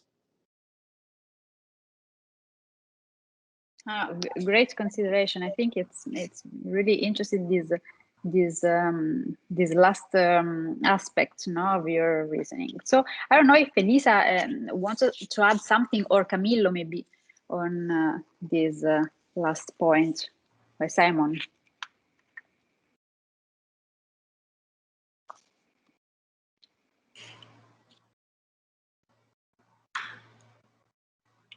Maybe I can add something about the canon in relation to pedagogies. I will talk about it in the third part of the presentation, but the discussion about, let's say, the history survey course is very much ongoing. There are many groups trying to, it's interesting because there are initiatives, collaborations among teachers, among professors, trying to understand how this can be done and what can be done. The discussion is about the content of the course, the survey course, but it's also about the methods of delivery, how exams or tests should be done, if there should be exams and tests. So it's a broader discussion. Several scholars are trying to, in a way, revolutionize, reorganize, and rethink the entire way of delivering this kind of course. So there is a lot to talk about it, for sure. Yeah, I agree. There is quite a lot in, but I think there are two issues there, which I'm sure you will point to that, which I think is important. One is the expansion, the other one is the recenter. So this tension between decentralization and recentralization, to me, remain quite central. I'm sure you remind two different things that has happened quite recently within the architectural, gossiping, if you want. A few months back in the US, Leslie Loco was resigning her deanship in New York, and the reason was absolutely related to the impossibility within a Western institution to be acknowledged as Black women, and being able to modify the agenda within that. Despite there was some elements on expansions on the canon, and if the canon imply reading others' authors, then.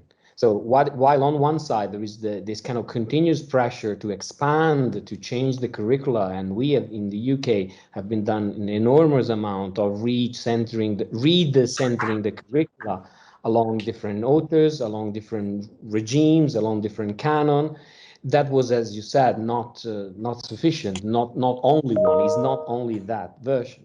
So the other is also speaks to urgent conditions and reframing the questions that were brought into. And I think your point that you made about intersectionality became quite crucial in the way in which we do, the issue about the colonial. Because I think as there is no one homogeneous issue as an experience of coloniality, there is no one homogeneous version of the coloniality. Has been taken through different very form of within different disciplines and within different canon of research.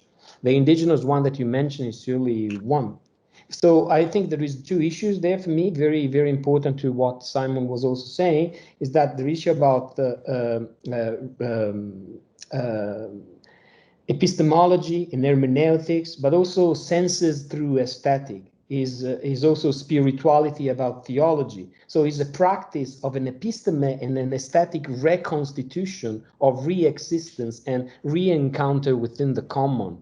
And I think that bring back at the center quite a lot of the way we do. Think about the studio crits. I've been in studio crits that are absolutely appalling from several ways, but this, or the notion of mastery, or the notion of, you know, patriarchy, and numbers of different things. So while we expand curricula towards author, there is a numbers of very important elements within the way we practice also, you know, architecture and planning in a quite diverse language. But the third element is to recenter the centrality of abandoned, marginal issues that are not taken within, that are neutralized within. I think that is, for me, a super fundamental element to non-make a neutral any argument, which bring back to your initial points about politics, about a very specific critical political points of the quest of an architecture. So I think that.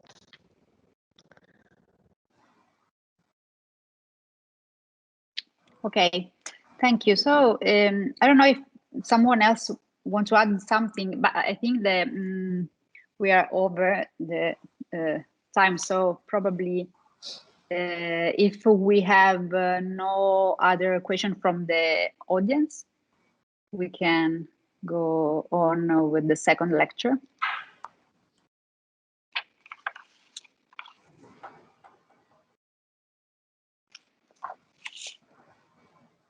No. So the second lecture is about the digital space. And the title is Decolonizing Digital Space.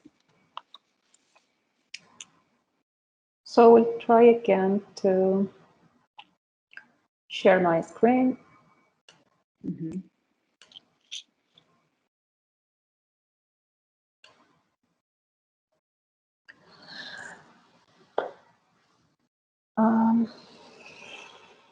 Okay, so we discussed about decoloniality, decolonization, meaningful and multiple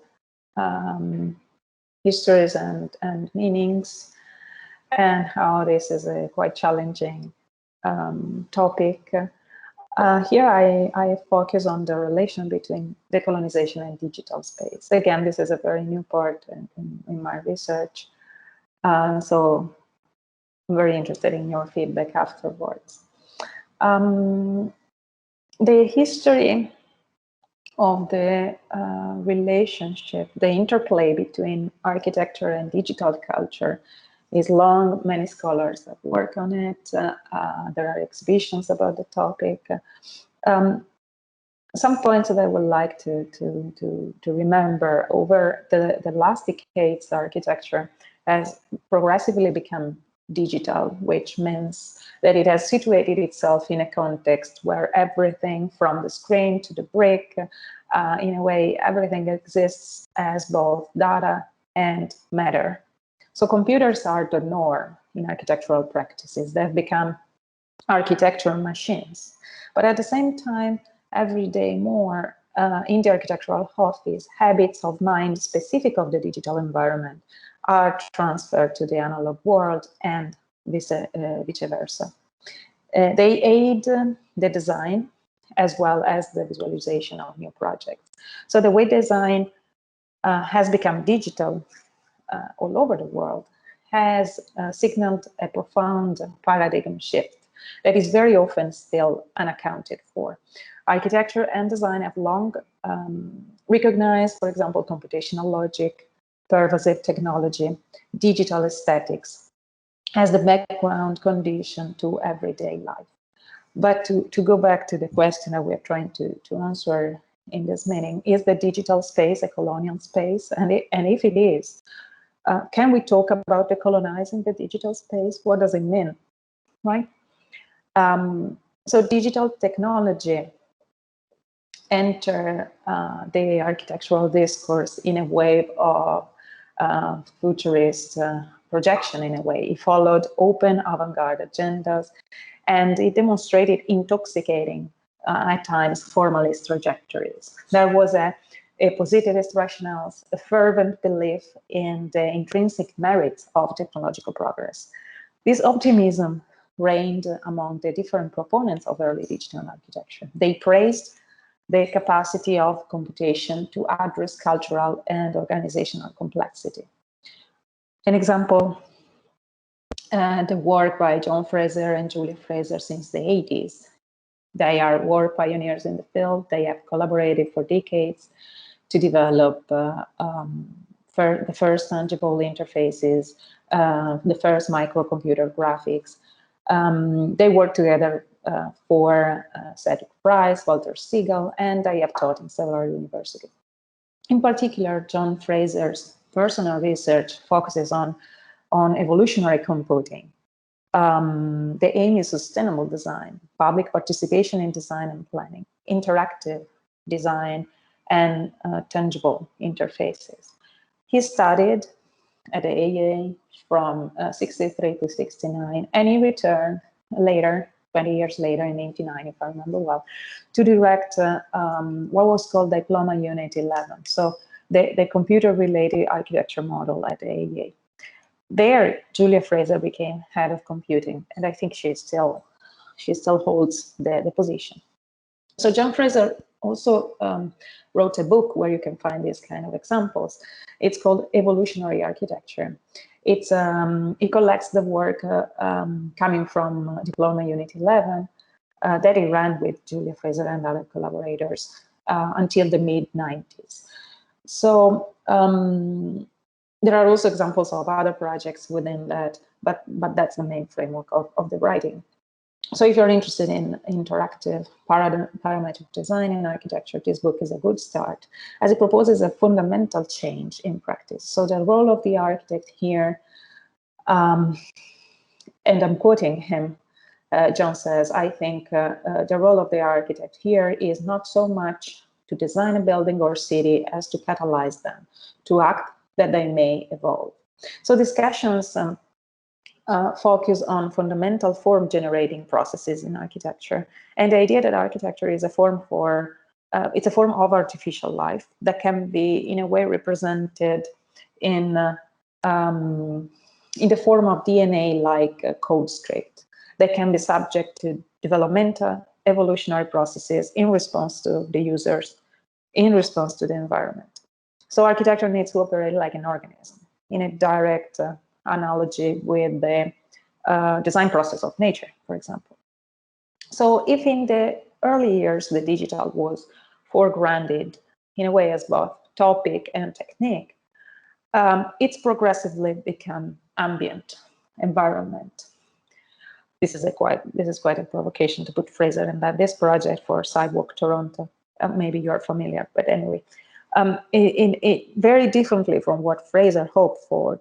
Yet the digital space constitutes today the material, the conceptual, the experiential context of any architectural project. Nowadays, contemporary architectural practice all over the world engages the digital as foundational, ubiquitous. In particular, with the development of internet, the world of information technology and digital communication, with the construction of networks for managing information, with those digital technologies seem to be able to connect and thus free both the Western and Western world. So the idea behind it, the idea sold with it, was of a free access for everybody. So colonialism, I talked about it very quickly in the first part of this presentation. Colonialism is a term most often used to refer to the occupation of territories, the exploitation of local communities residing there, However, it can also be applied in contexts which do not necessarily relate to the exertion of rights over geographical borders, but still present the acquisition of control over a community, its economical exploitation, the erasure of its identity. And one example of borderless colonial phenomenon comes from digital technology. So I want to show you the work of an artist that's discussing these topics. So she's Tabitha Rezaire. She's a French Guyanese Danish artist. She's also an intersectional activist, and she calls herself tech politics researcher. She's based in Johannesburg, but she studied in London. Her work looks at the digital, but also the cultural and political means of resistance and media activism on the internet. So she explores internet art practices in South Africa as a manifestation of cultural descent towards Western hegemony online. So she reopened the questions of the politics of representation. She confronts the flow of online information, the unilateral flow of this information, and she calls this Afro-cyber resistance. So it's in a way, it's a socially engaged action gesture aiming to challenge the representation of the African body and culture. And this is done through an online project. She uses example from the Wiki Africa project. You have some images here. So Wiki Africa is the international movement across the African continent that encourages individuals and organizations to create, expand, enhance online content on Wikipedia about Africa. She uses this material. She also uses the material, the art pieces produced by Cast Group, like this one, Video Part 4, and the work by other artists like Bogozi Sekukuni. So all artists working in Africa. The goal is to demonstrate how the use of the internet as a medium for digital cultural production, as a platform of dissemination. So to demonstrate how this use is crucial to raise social awareness. So she shows how it is important to defy online African stereotypes and misrepresentation. The language she creates is a unique visual language that uses the global, in a way, aesthetics of the internet, yet it is rooted in African culture. So the work deeply reflects on the social environment that emerges from this, and therefore acts in a way as cultural and visual resistance. So we can say that her work tackles colonialism, its impact on technology, its effect on digital space, and through this there are repercussions on its repercussions on race, gender, sexuality, spirituality. In an interview in 2015, she said, and I'm quoting, "Although the colonial movements have been around since the beginning of the colonial era, I feel like there are new energies and strategies of active dissidence because our generation is not buying the post-colonial dream. We don't want to be complicit. The current resistance is intersectional, inclusive of all marginalized and oppressed identities," end quote. So this work makes clear how a deeper conceptualization of the relationship between knowledge and power is necessary to deal with the decolonization of the digital space. Many technical innovations are asserted as universally positive, beneficial to communities worldwide, beyond borders, across cultures, but a closer analysis of who has agency, who is in power, or whose interests are promoted in the digital space reveal a very different picture. So the research that I started for this fellowship is focused on how, for whom digital tools, digital service or structures are created. I would like to know and to learn which rights, which restrictions made the architecture of the digital space accessible. So what does it mean to think about digital technology as a tool to resist and fight against colonial inequality and erasure? How do the tensions between colonization, migration, and diaspora emerge in how technology is developed and accessed? What does it look like to challenge present colonial legacies?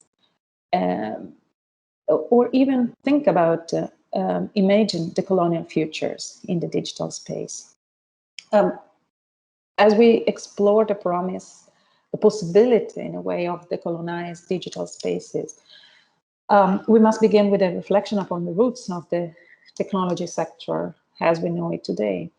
The seeds of Silicon Valley were planted in part by military defense spending, ARPANET, so the forerunner of today's internet. This project was supported by the Defense Advanced Research Project Agency, the Defense Communications Agency, and a grant from a ballistic missile defense program. The first transistors produced by Fairchild Semiconductor, you have some images here. It's one of the earliest, most prominent semiconductor companies in Silicon Valley. So the first semiconductor they produced were used in the computer for the Bisa anti-bomber. So as the pace of the technological progress in Silicon Valley increased in a very steady way, perception around technology began to shift. It was no longer a niche product for military or academic applications, but young researchers had high aspirations for the sector's potential. This is the time of Bill Gates, for example. It was about more than mere selling of keyboards and mice. There was a belief, the belief that technology had the power to fundamentally transform all aspects of our life, far beyond the reach of the first Netscape browser. The emergent culture and aspirations of the early PC pioneers grew exponentially in the following decades, and so did the prevalence and the pervasiveness of the sector products. So if you think about it, still today, products and platforms are pitched not as consumer goods, or not mainly as consumer goods, but as means with which to pursue transformative social change.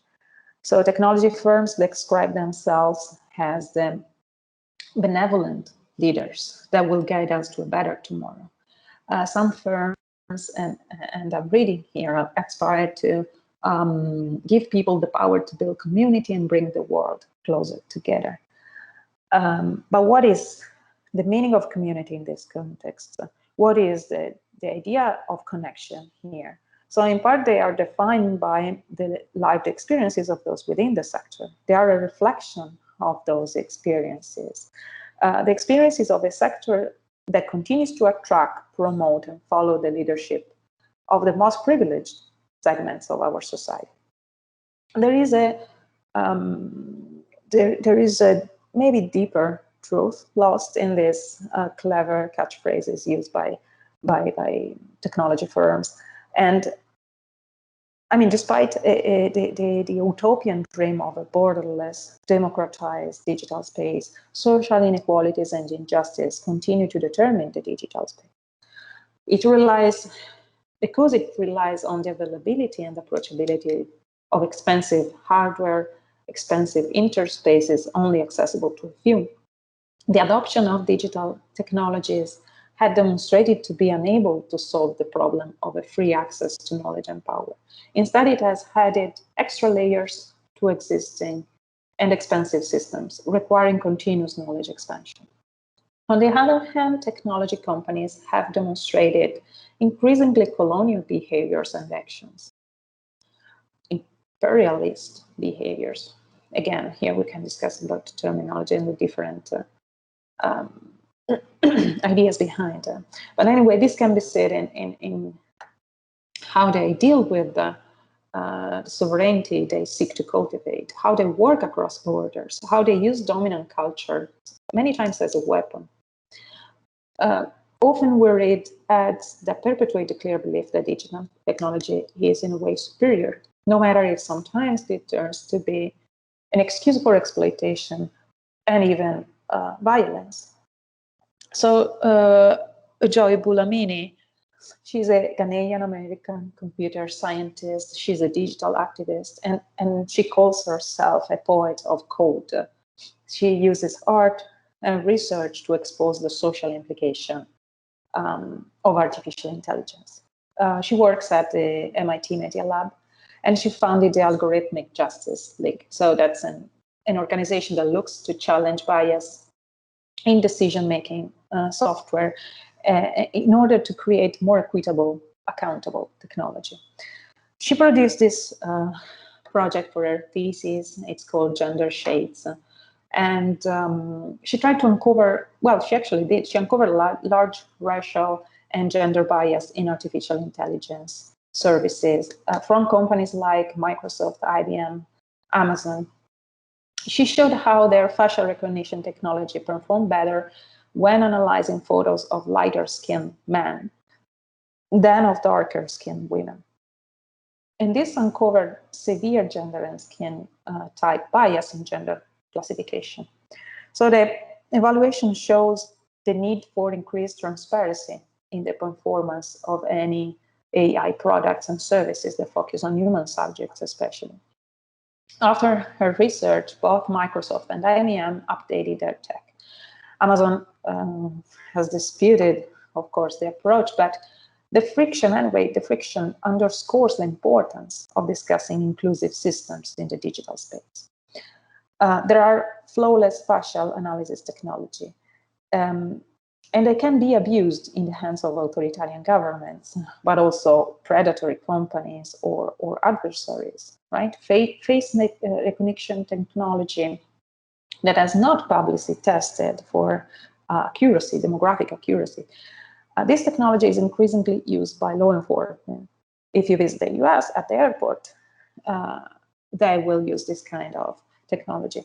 So AI-fueled automation helps to determine, for example, who's fired, hired, promoted, granted the loan or insurance, how long someone spends in prison. But automated systems are not inherently neutral, as the research done by Boulamine shows. They reflect the priorities, the preferences, even the prejudices, so the so-called coded gaze of those who have the power to mold artificial intelligence. So Boulamine's work demands increased transparency and accountability. I want to explore very quickly some details about the colonial dimension of digital technology and provide some examples maybe. So today, the ways and means of technology access, technology usage are driven by power dynamics, centering the needs of specific experiences, specific demographics. And this phenomenon channels and resembles in a very strikingly way a colonialist exercise of control. The control is established on who gets to use or not a tool, who gets to use a service, and to which extent. More than 60% of the world population, we need to remember, they remain offline. Internet access keeps being noticeably higher in advanced economies. Speaking English is a significant factor determining whether someone can use the web and how. And if these barriers created by infrastructure, economy, language are not enough, we need to remember technology is still far from being accessible to users who don't have full physical and mental abilities. Systemic gender, racial discrimination worsen the digital divide worldwide. Many indigenous communities face the effects of the digital divide on a daily basis. They confront hurtful attacks online on a daily basis. So this project, the Initiative of Indigenous Future, is conducted at Concordia University in Montreal in Canada, and it explores how Indigenous people are imagining the future of their families, of their communities.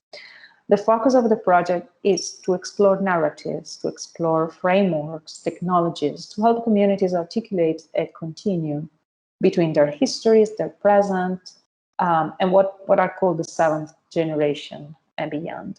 So the project uses art, technology making, but there is also scholarly analysis, computational development, and they try to investigate how, in a multidisciplinary way, how the challenges of the present can be addressed through concrete, critical, in a way, dreams of the future.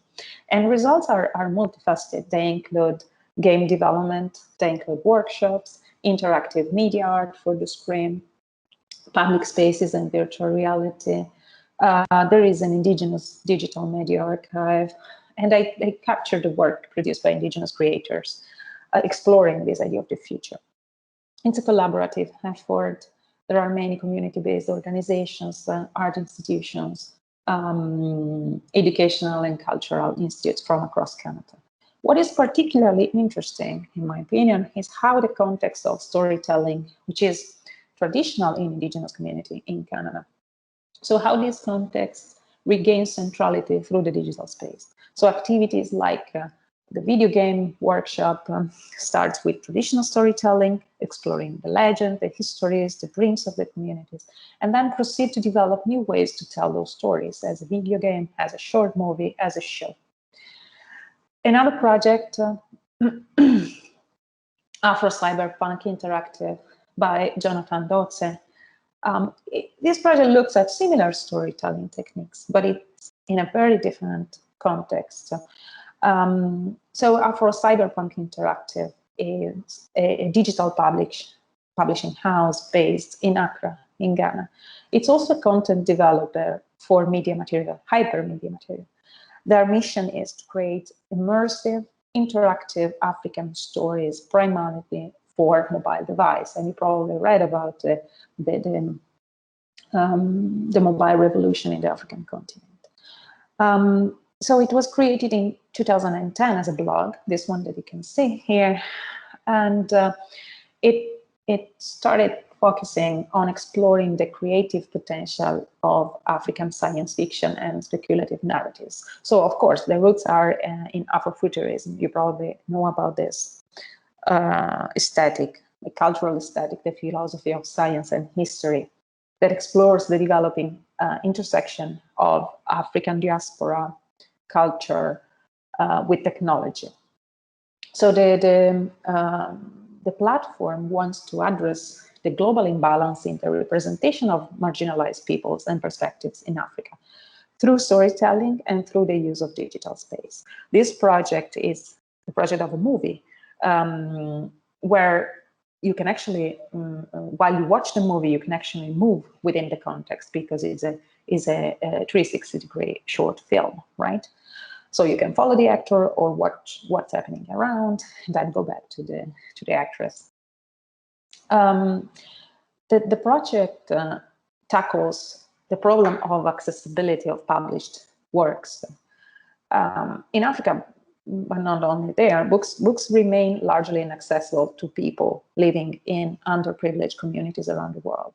E-readers, they have slowly begun to address the problem, but they still have a long way to go to bridge the gap, especially if they are to compete against the proliferation of new media.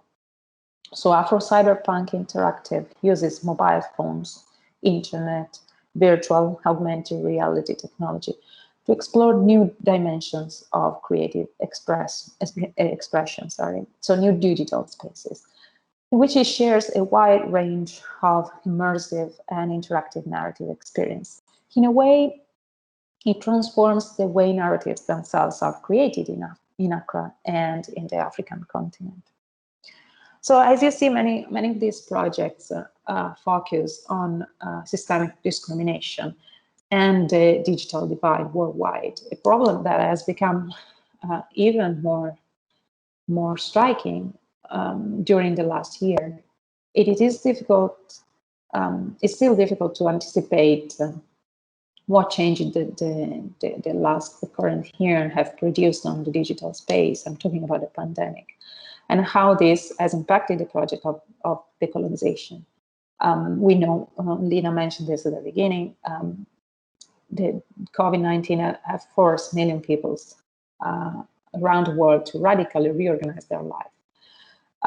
Data production, consumption, aggregation have grown exponentially. And as a result, we have registered an increasing bandwidth consumption around the world. Supermarkets ran out of supplies of toilet paper, but pasta, canned food, and many other things. But the access and availability to data has been taken for granted. So the planetary digital infrastructure, in a way, has sustained the shift to online and virtual forms of production, as well as social, cultural, and economic activities. These tools, these services, have provided a platform for a public life of virtual gatherings, communication.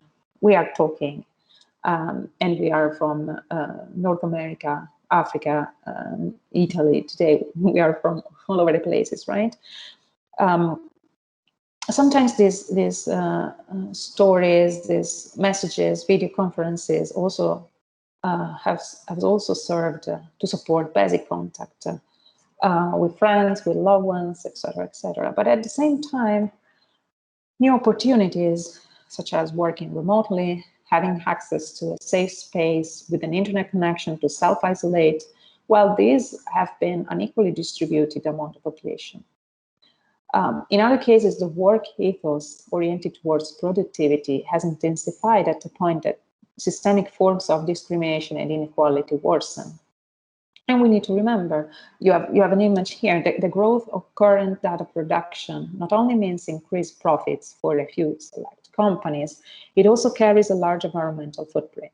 Data centers and cloud computing depend on high consumption of very often non-renewable energy.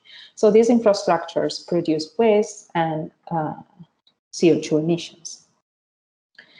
As you can understand, applying the concept of decolonization to this complex landscape of technology, infrastructure, and networks has tremendous potential. It can help strengthen our understanding of how power works when it comes to digital technologies, when it comes to the digital space.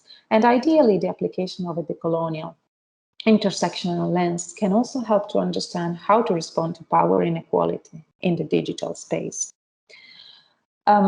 Meaningful change begins with recognition of technological innovation as a fundamentally human endeavor, in my opinion. So behind phones, there are people carrying with them all the complexities of human existence. So technology is not neutral, is not a neutral force, and nor are digital spaces safe spaces for all. The digital space very often mirrors, replicates, and at times exacerbates the real present realities faced by marginalized communities in physical spaces. So a social justice lens must be applied to all that we discuss, all that we design and develop in the digital realm. Equality Labs in, it is a South Asian American civil rights organization, and it's focused on digital security.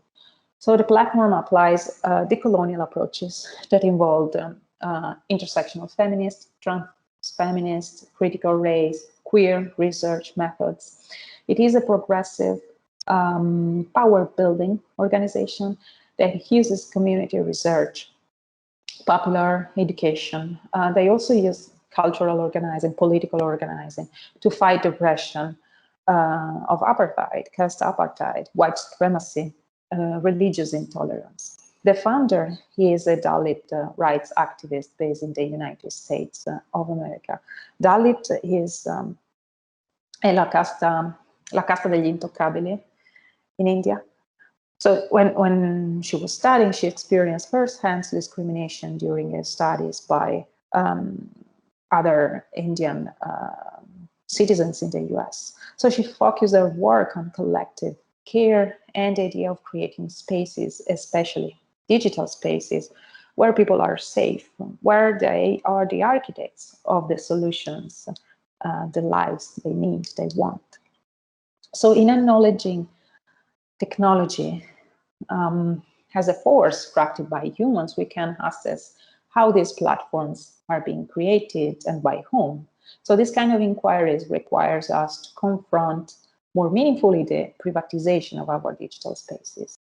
The fact that some private corporations hold such disproportionate power, influence within them, well, it carries real and significant implications. These are ramifications that a decolonizing effort needs to consider very carefully. Companies are not government. They are driven not by public good, nor public accountability, but by profit, by market dominance. And Silicon Valley has no obligation to diverse, marginalized communities outside of those that are provided to its entire paying user base. Market demands and citizen rights are two very different calculations, producing very different outcomes. So the question of public good seems to be central when we discuss the local, transnational, and global level of potentially decolonized technologies. However, the idea of public good is still not playing a very active role in the conversation around the future of the technology sector and its digital spaces. So the sector needs to be regulated. It needs to be more clearly, to have more clearly articulated policies. It needs protection for citizens in the digital space. There is the need for more defined limits in terms of growth. Thanks. Thank you very much, Elisa. Nice. I mean, interesting narrative when you talk about the benevolent leader, for example. When you talk about these all these inequalities and this discrimination that we can, of course, see in the digital world, so in the digital space, but also in the physical space. Digital one has limitation about language, as you know, as you said, limitation in the use of this interface, maybe. And the physical one is also very limited in the access, is limited in the use and I think in the exploitation of creativity, in this kind of incorporation of creativity in these big factories, corporations, and the creativity, which is always young. Now, if you are 40, you cannot enter the structure. And also, if you studied in the Ivy Leagues university, you are of course privileged, and you can enter as part of their structure of the work. So I really appreciate it. I also, well, we have this 10-minute break, and so yeah, maybe we have some break, and then I can introduce the two discussants for this lecture. Thank you very much. Thank you, thank you. Okay, we are going to restart, and is Charles here? Okay. We are going to restart, and I'm going to introduce our two discussants that I probably know that they are going to introduce something about their research, probably on this lecture. The first one is Charles Batasha, who is from Beirut. He's currently the chairman of the Department of Architecture and Engineering at the Kingdom University in Bahrain. His line of research focuses on architecture and modernity, architecture and separation. He discussed a dissertation at the Sapienza University of Rome on the Torre Velasca. The title was Operation Velasca, and this thesis, this dissertation was discussed on many occasions, and also at the recently at the Centre Pompidou in Paris. And Andrea Crudeli is a PhD candidate in architectural design at the School of Engineering Architecture program at the University of Pisa. He is member of Political Research Lab, and his main research interests consist of Kenneth Frampton theory of critical regionalism. Is currently investigating his heritage and possible development in the last decade.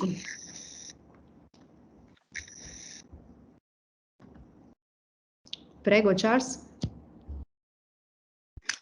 Yes. Good evening, everyone. Thank you for inviting me, and thank you, Elisa, for your lecture. It was interesting. To me, this is something that I just started. I gathered some ideas that I think they are related to the digital and to the contemporary way of colonizing space. So these are ideas that basically I just enumerated them, and I'm going to share my screen. Basically, I was trying to investigate another angle of what Elisa was trying to present. So I entitled it "A Geography of a Crisis Colonizing Space." I'm going to start with this quote of Jeff Bezos, who's the Amazon creator. Okay, this is me in high school, and I want to highlight this quote. The earth is finite, and if the world economy and population is to keep expanding, space is the only way to go. I still believe that. Well, what's interesting to know that he wrote those lines when he was 12 years old. Now, if we take a look at Amazon.com, we all know that Amazon.com is selling products. And we could ask ourselves why Amazon knows so much about us. Well, basically, they happen to sell products, but they are a data company. In a sense, for them, each opportunity to interact with the customer is another opportunity to collect data. And they are so good at it that at a certain point, the data that they use optimize their sales. So it's, for me as an architect, it was really interesting to know, okay, what are the tools that are used that allow them to do so? Data is also used to amplify the Gruen effect. Okay, so it's not something innocent. For them, this is how they use data. They were so great in using data and developing data, our data from the internet, that even the Central Intelligence Agency, the CIA, gave Amazon a special contract to advise them on how to gather data. Now, the CIA, we're talking about an organization that planify on the scale of the world, and it issues also each now and then different copies of different scenarios according to which how the future would be and how they could align their interest, or how they could push the future according into a scenario that could align their interests and develop their economy. Now, this is something interesting, that the world's most valuable resources is no longer oil, but data. So here, it opens a new kind of economy that we could say, especially after Edward Snowden case, the age of surveillance capitalism. Now, all of this is related in a certain way to Amazon. And what is Amazon currently doing as Jeff Bezos? Amazon is thinking of colonizing the space. And how? Here we see Bezos presenting his Blue Moon device, which basically, this is the Blue Moon device that should land on the moon and extract water from the moon so it could develop oxygen. Now, but what is interesting about Jeff Bezos' vision is that he isn't interested in colonizing other planets. He wants to colonize the space itself. And he based his vision on the vision of a professor of Princeton who wrote an important book, which is The High Frontier. Now, The High Frontier is the book that influenced many series on space, And it also influenced NASA, where at a certain point, they had a workshop with Gerard O'Neill, which is the physics professor of Princeton University, in which they started developing visions and drawings about how is it possible to colonize space. Now, this is one of those drawings. These are other drawings. Some of these visions, we could see them in the film Interstellar. If we look carefully, they are developing a big internal spaces, huge internal spaces, where according to Bezos, architecture will not serve anymore its primarily function, which is a shelter. In a sense, architecture could become and is becoming or is used as a tool for something else. And this something else is to be discovered. Now, these drawings, look, one of them over here is like all of these huge internal space to cultivate agriculture inside of those torus, which are these, okay? And basically, the vision of Bezos, which is concentrated on, inspired by Gerard O'Neill, was to develop those huge machines in which we could live in space. And those machines are huge in a sense. According to him, look at the Earth, which is here at scale, and look at the machine, this big torus. This is a plastic model of it. These are other drawings that were developed during the workshop with NASA. This is also one of the visions, okay? Landscape inside of this torus, which is an internal space. What is interesting is how everything becomes artificial. But what is interesting also is the capacity of creating another condition and neutralizing the actual conditions, okay? This is another vision in the torus, how it is bent, the space is bent. So, okay, and those torus are supposed also to rotate to create an artificial gravity. Now, this is a vision from the outside, perspective from the outside. This is another one. Now, what is interesting about those is that it reminds me directly of the architecture literature produced by the Archizum. We have the same themes. The drawings of the NASA were made in the 70s by artists, which I hadn't had the time in NASA workshop. I hadn't had the time to study them yet. But if we go back to the Archizum, we have the same themes like no stop city, which is a city doesn't depend from any location. It just to grow in space automatically. It is a city, or it is a thesis in which capitalism is controlling architecture. Andrea Branzi has always sustained that architecture is dead. This is also another vision of non-stop city. Other drawings where we have this big interior space in which objects, architecture, and design are competing to populate them. So architecture is, this one is quite interesting because it shows also in relation, it has the same themes that we could show in the Gerard O'Neill vision, where we have a big machine, a big envelope, where in Gerard O'Neill is a big torus, and here it's a big cube that, let's say, provoke another condition around Santa Maria del Fiore and the Brunelleschi and create something else, okay? Those are the original drawings, how they are developed. I think all of us, we know them, but the idea is, what do we search in them? What kind of future do they allow us to see? And basically, I saw that they are very much related to the vision of Gerard O'Neill. Okay, the only thing that these spaces aren't bended, they are completely flat, and they promote controlled space, artificial space, where nature, we don't know if it's real nature or it is provoked.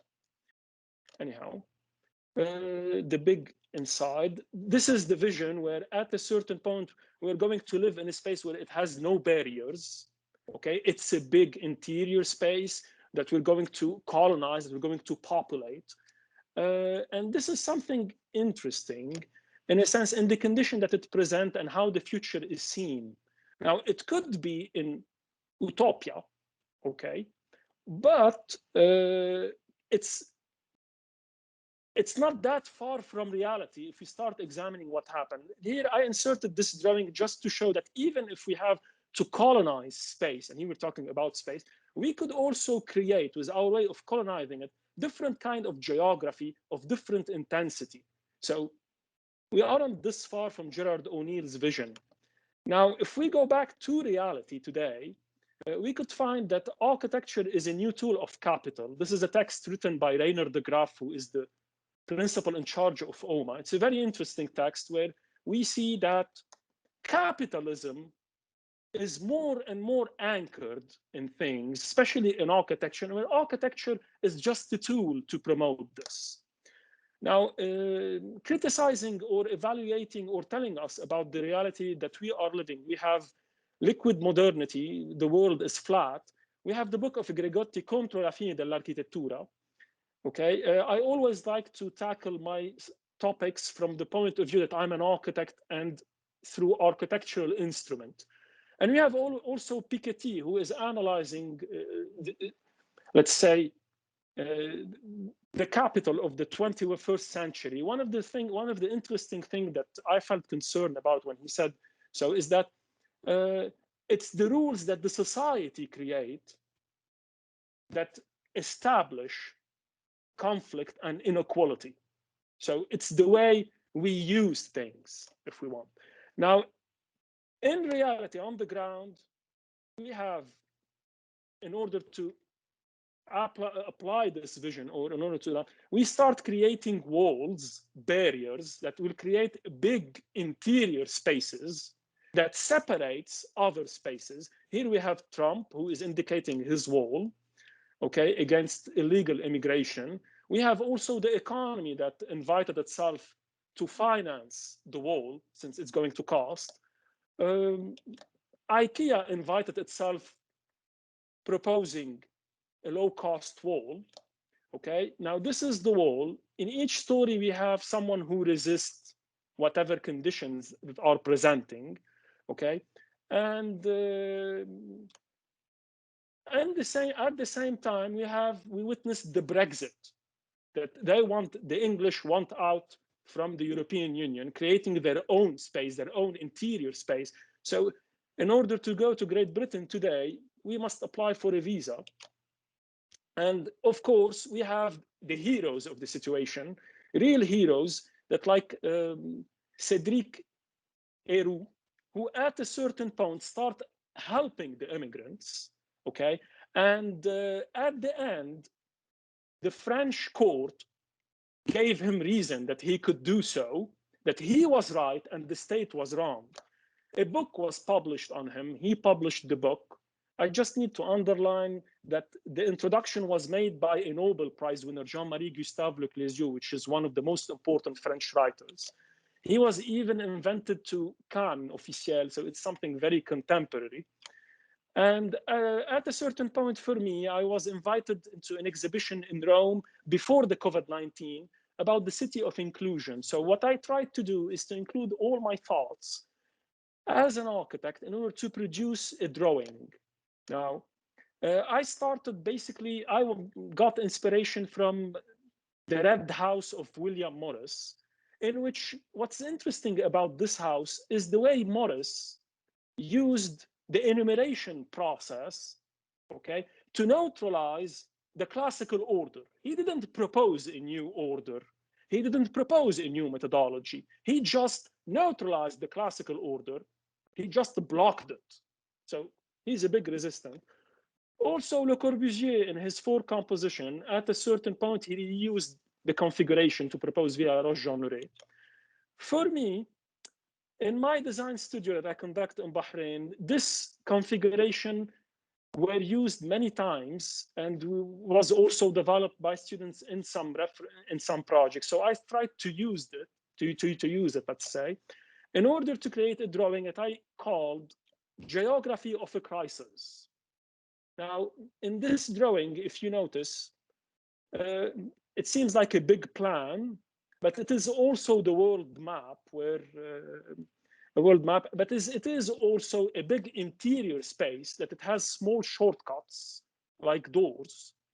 And I try to colonize it, inserting furnitures in reference to Archizum, just to say to them that the future that they imagined at their time in the 60s, we don't know if it's going to come true or not, but for sure, it's not going to be a continuous space. It's going to be made out of different interior with different laws, completely unequal. At the end, now the painting is in my home in Rome. That's it. Thank you. Thank you, Charles. Your presentation was really evocative, and I want to underline some aspects when you talk about the fact that today corporate giants rely on different sorts of capital. No, you said no more oil, but just data. Probably they rely on data. Yeah, to on colonize resources. They Yeah. rely on data to amplify the Gruen effect. Let's figure out the Snowden. Okay, so the data isn't something innocent. Technology, I heard the phrase that technology isn't neutral. Basically, allow me to disagree. Technology is always neutral. It depends how you're going to use it. The information is floating in the air. It depends what you're going to do with it. So information is just, Amazon has a section that study the behavior of its users to influence their behavior. So here we are beyond the Gruen effect.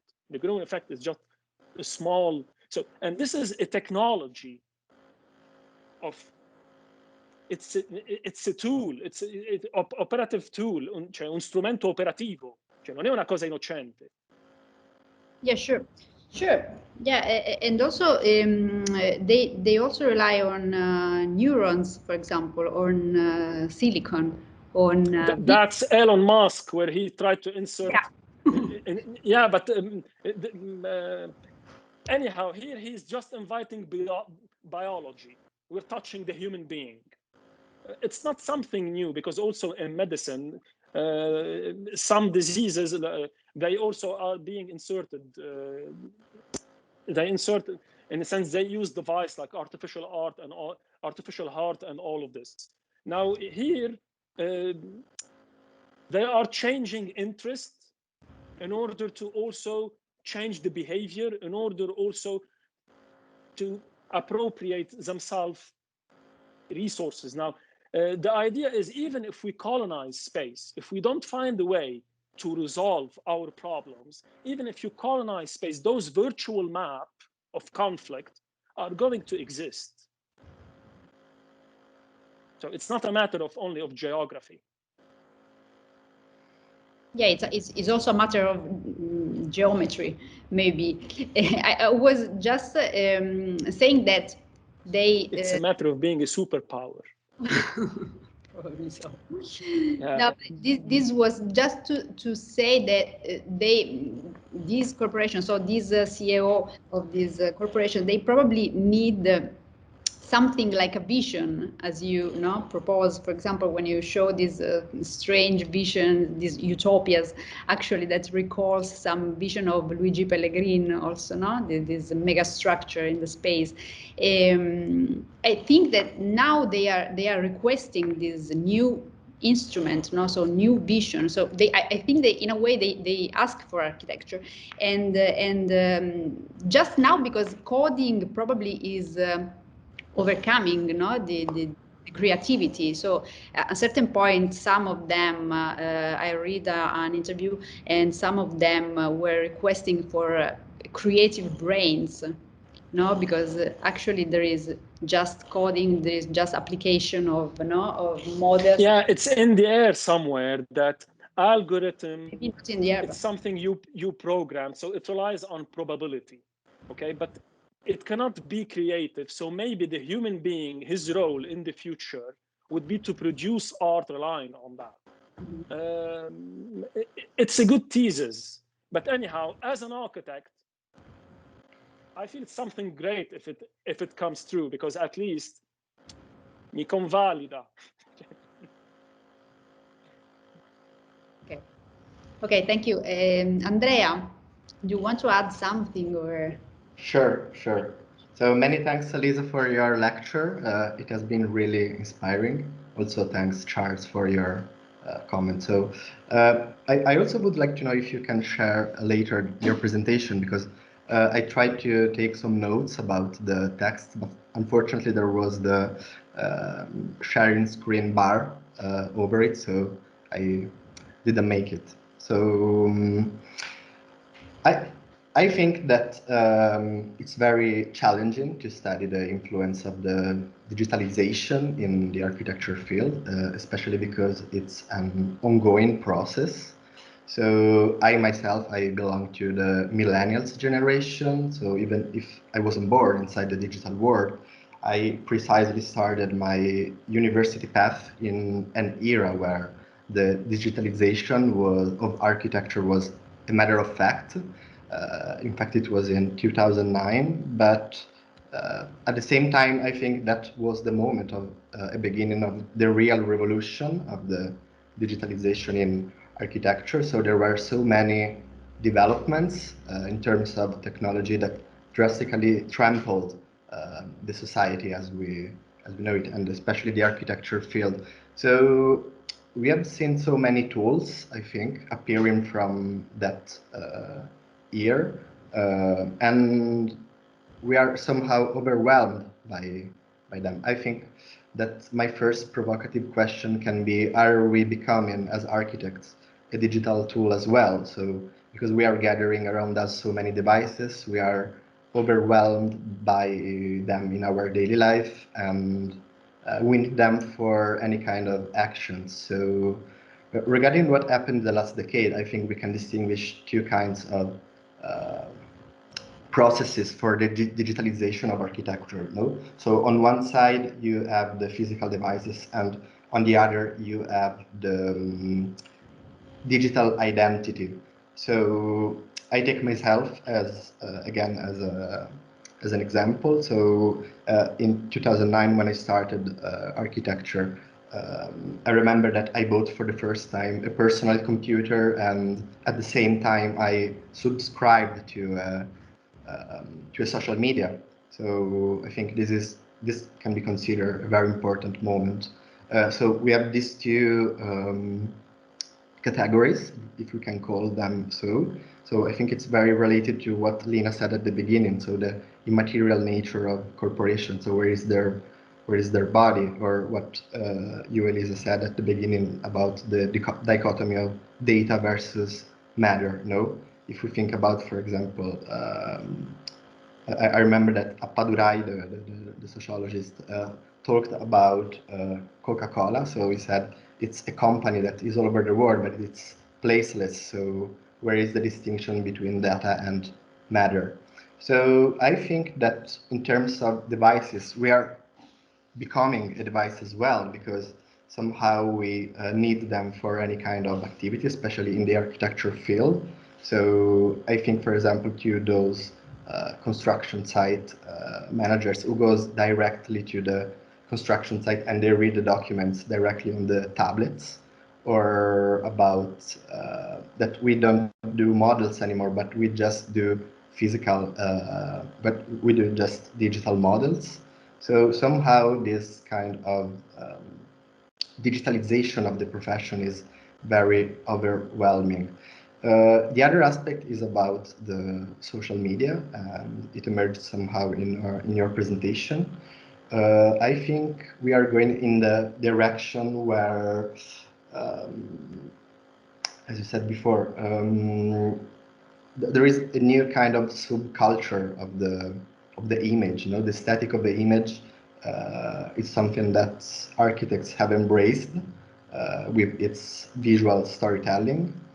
And I was thinking about this aspect, about how much we are involved with technology if we are becoming a device as well. So there is, for example, this Black Mirror episode. I don't know if you are familiar with the TV show, where there is this soul, this consciousness of a person that is implanted inside the domotic system of the house. So this is a very provocative thing, I think.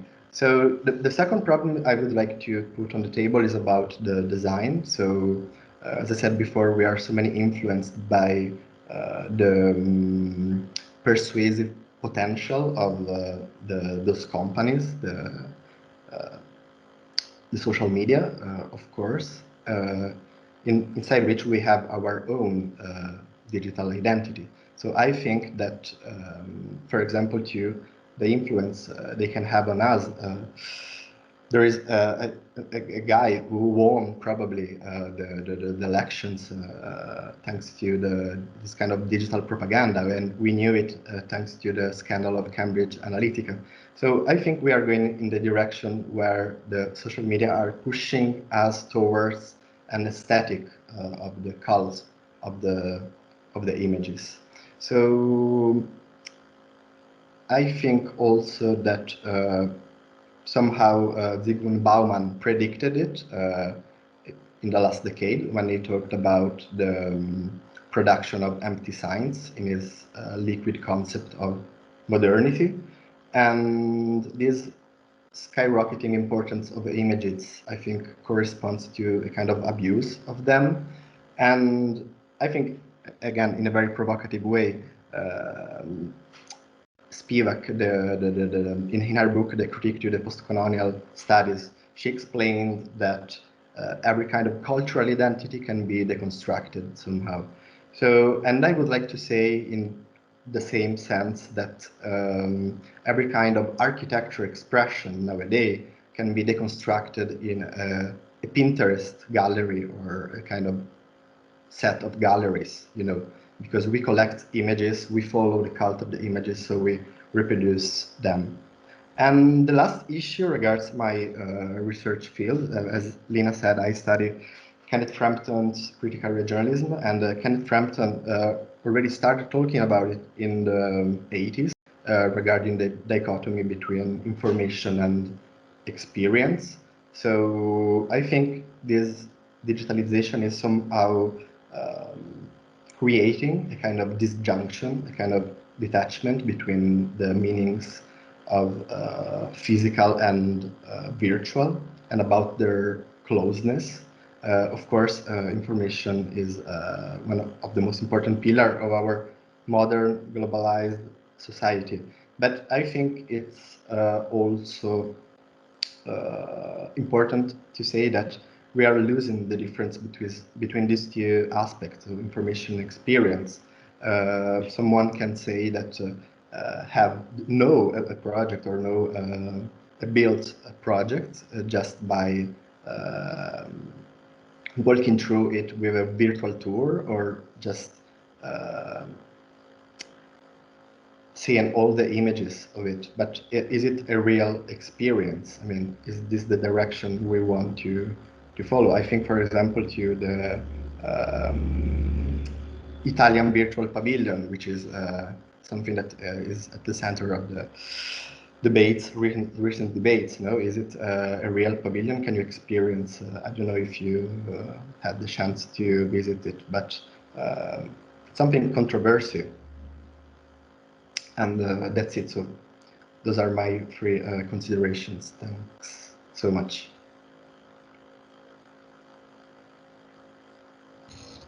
Thank you, Andrea, and thank you, Charles.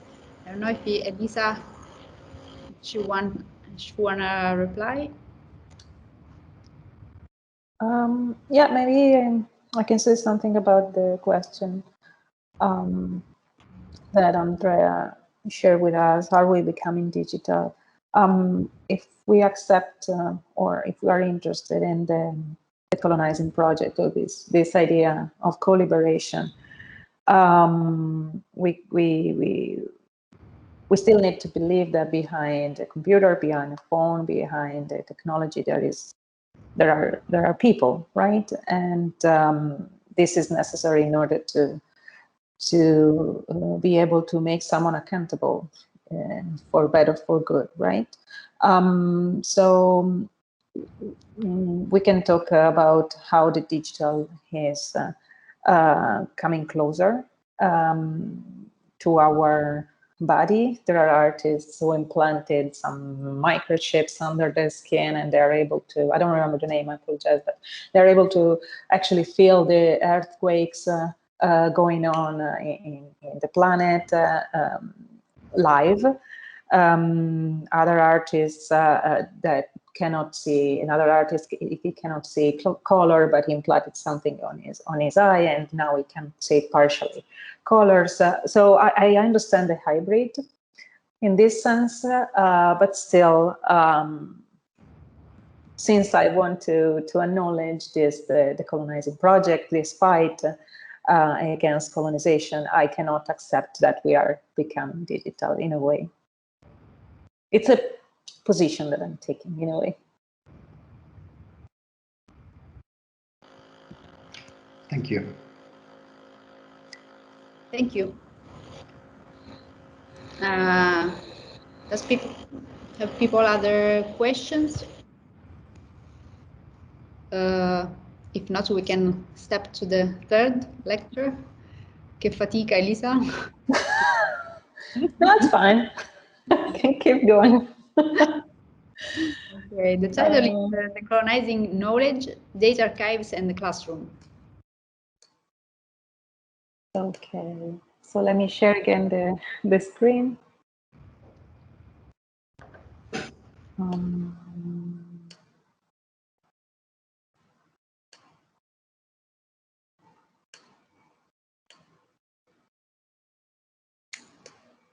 Can you see my screen?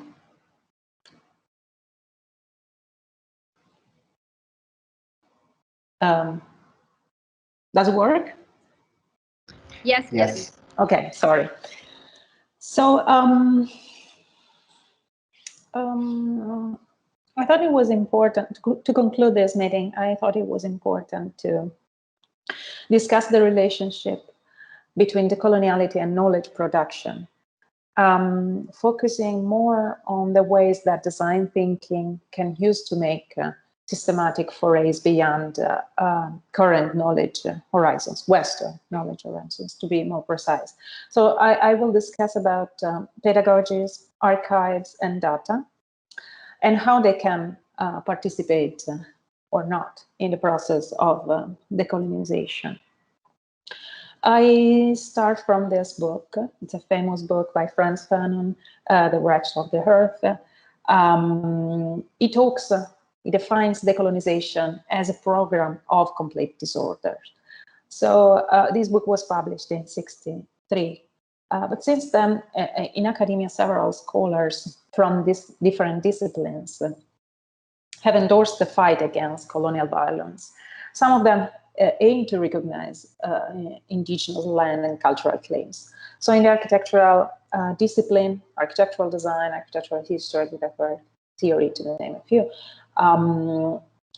participating in this project has implied a research on a qualitative shift of recognition of different narratives. A shift that might represent a critical revision of architectural theory and praxis as we know them. Today, decolonizing has become a fashionable buzzword in a way. We must be cautious. We must be wary of this. Institutions of higher education, arts organizations, they all seem to be developing decolonizing policy. They organize workshops on decolonization. They buy into the debate and they contribute to shape this debate. There is a danger related to this.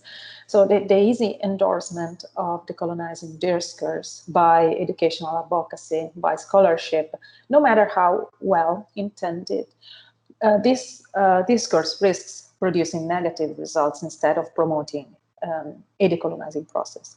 The problem is the appropriation of a term, the appropriation of a fight that does not belong to academia in premise.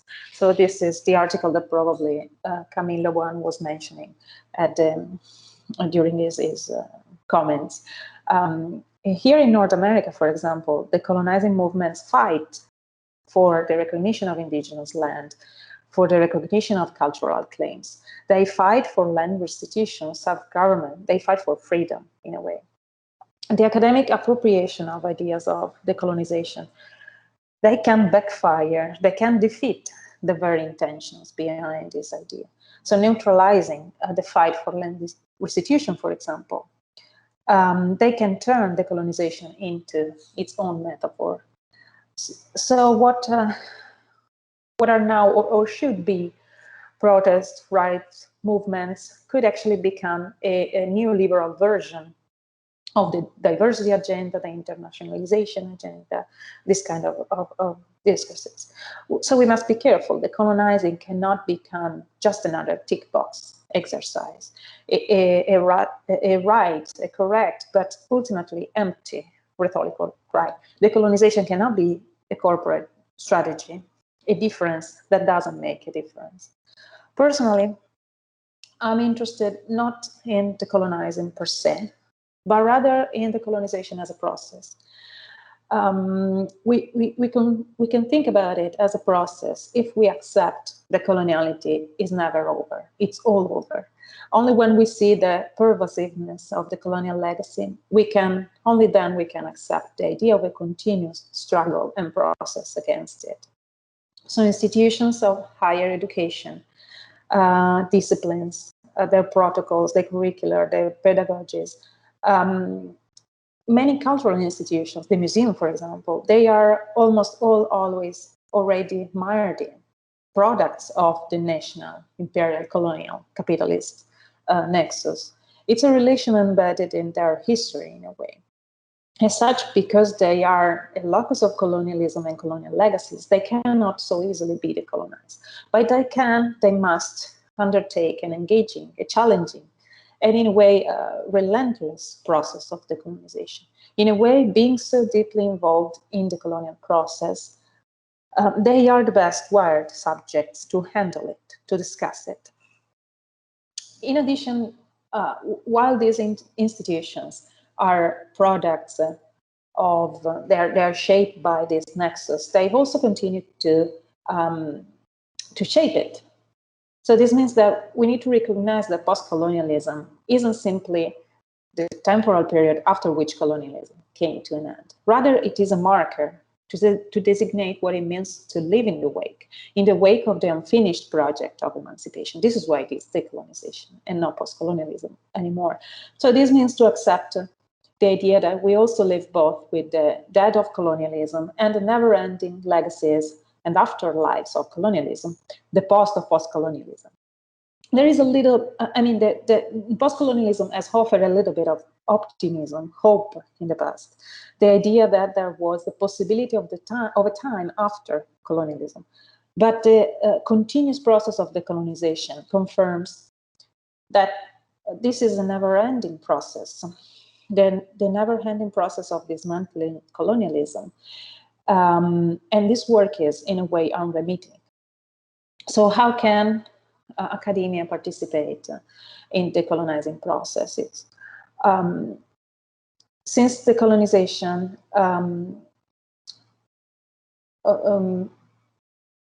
is a process, is very contingent on epistemology, the idea of institutions, structures, behaviors as knowledge.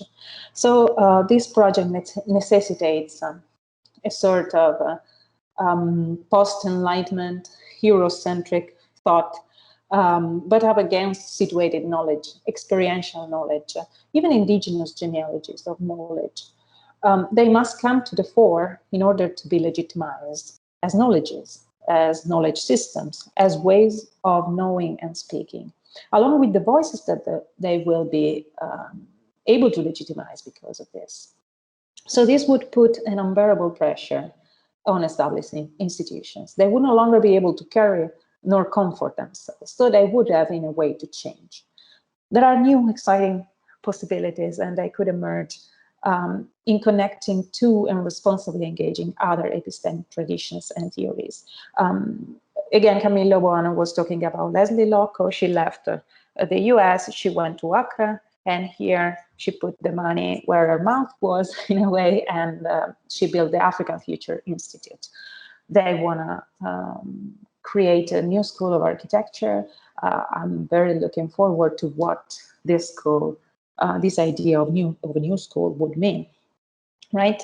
There are other possibilities. They might center their narratives on even on non-human history, on connectivity, on kinship in a way. These traditions could question how architecture as a discipline or architectural history or even architectural theory usually perceive themselves. These possibilities might even challenge with the dichotomies. The idea of a first Western world, they are very outdated, but there are more recent definitions, such as the global North and the global South. So the approach, again, as I mentioned before, is very different from the practice of adding items of a different knowledge, and sometimes indigenous knowledge, to already well-formed teaching curricula. This is a deeply problematic approach in architectural school, which often results in sort of passive, inert knowledge. Of great interest is the definition of trajectories, orientations, as all occurring within a shared history, inhabited as a communal experience that recognizes the asymmetries of power relations. So this research could in a way constitute a set of alternative approaches to design, theories, histories, again, as I said, against the idea of a single story and then against the idea of a single world order. You understand that embarking on this new epistemic venture, let me call it this way, requires more than the use of a post-colonial feminist race theory, as I said before. As I mentioned in the first part of the discussion, since the call for decolonization is tied to processes related to class, gender, sexuality, it is fundamental to locate the connections among inequities and engineer their overthrow. So work in this direction opens research to the experience of non-anthropocentric epistemologies of folk, even native cultures, from those of the Canadian First Nations to the New Zealand Maori peoples. So to foreground inequity is to acknowledge indigenous dispossession, support struggles for indigenous sovereignty and self-determination, but this also implies listening for and learning from genealogy of indigenous knowledge and indigenous genealogies of knowledge, which are two different things. I give you an example. When we compare maps of Canada produced by Western cultures and this map from the OBUA Indigenous of Canada, we see very striking differences, both of metaphors for the territory they represent, as well as the culture that created them. However, they define not only different understandings of the landscape, but also different ways of digesting ideology, political domination, religious issues. So the maps are the maps we are used to have a projective geometry. They are based on coordinate systems. Indigenous maps are, you can see them, they are more topologically structured, they conserve connectivity between the parts, but they distort the instance, they distort angles and shapes. So they do not have, in a way, standardized representation. They serve specific functions in particular contexts. So the map that you have on top of this slide is on a birch scroll. It is sewn together with cedar roots, and it was used during ceremonies by medicine men to explain their history, to explain the history and hand it down to future generations. In particular, this one recounts the historical journey of the indigenous people from their home along the Atlantic Ocean to the Great Lakes, which occurred in the 14th and 15th century. These other maps were instead used as coastal charts, carried in the kayaks by Greenland Inuit. So being in wood, it was impossible to lose them even when traveling by water. But they are also very peculiar because they are to be read continuously along each side. And it talks about the coastal lines and all its details. These ways of representing and understanding the world have enormous potential. However, they still need to be investigated, especially in the architectural discipline. And so does the dialogue between more cosmopolitan theories in a way and more Cartesian practices. So the reformulation of architectural design, history theory has disciplines, passes through, at least in my opinion, a horizontal strategy of openness, the acceptance of theories of difference, multiplicity applied to different scales. If we embark on a holistic study of oral histories, well, we could reveal the non-racial pluriversity, the communal dimension of the discipline, concepts that Mbembe in several of his writings, these writings on the colonization actually discuss. So there are some historians, Deloria, one of them, they address the conflict between mainstream scientific theory and the ancestral cosmology of Native Americans. They recognize that disregarding oral traditions as legends would mean sustaining the ethnocentric misconceptions and omissions of settler society. They entangled, in a way, the entangled triad structure of settler native slave. So within a renewed, a more open framework, art, architecture, history, theory, they should be rethought as an ethical and also a strategic mode of practice. They could be decolonial practices in their own right. But again, Achille Mbembe explained this when he affirms that the university classroom can be another site of the colonization. And he says, I'm quoting, "We need to reinvent a classroom without walls in which we are all co-learners." This is a different topic, but I'm going very, very fast. I apologize about this. But I wanted to discuss also the relationship between decolonization and knowledge production in the archive.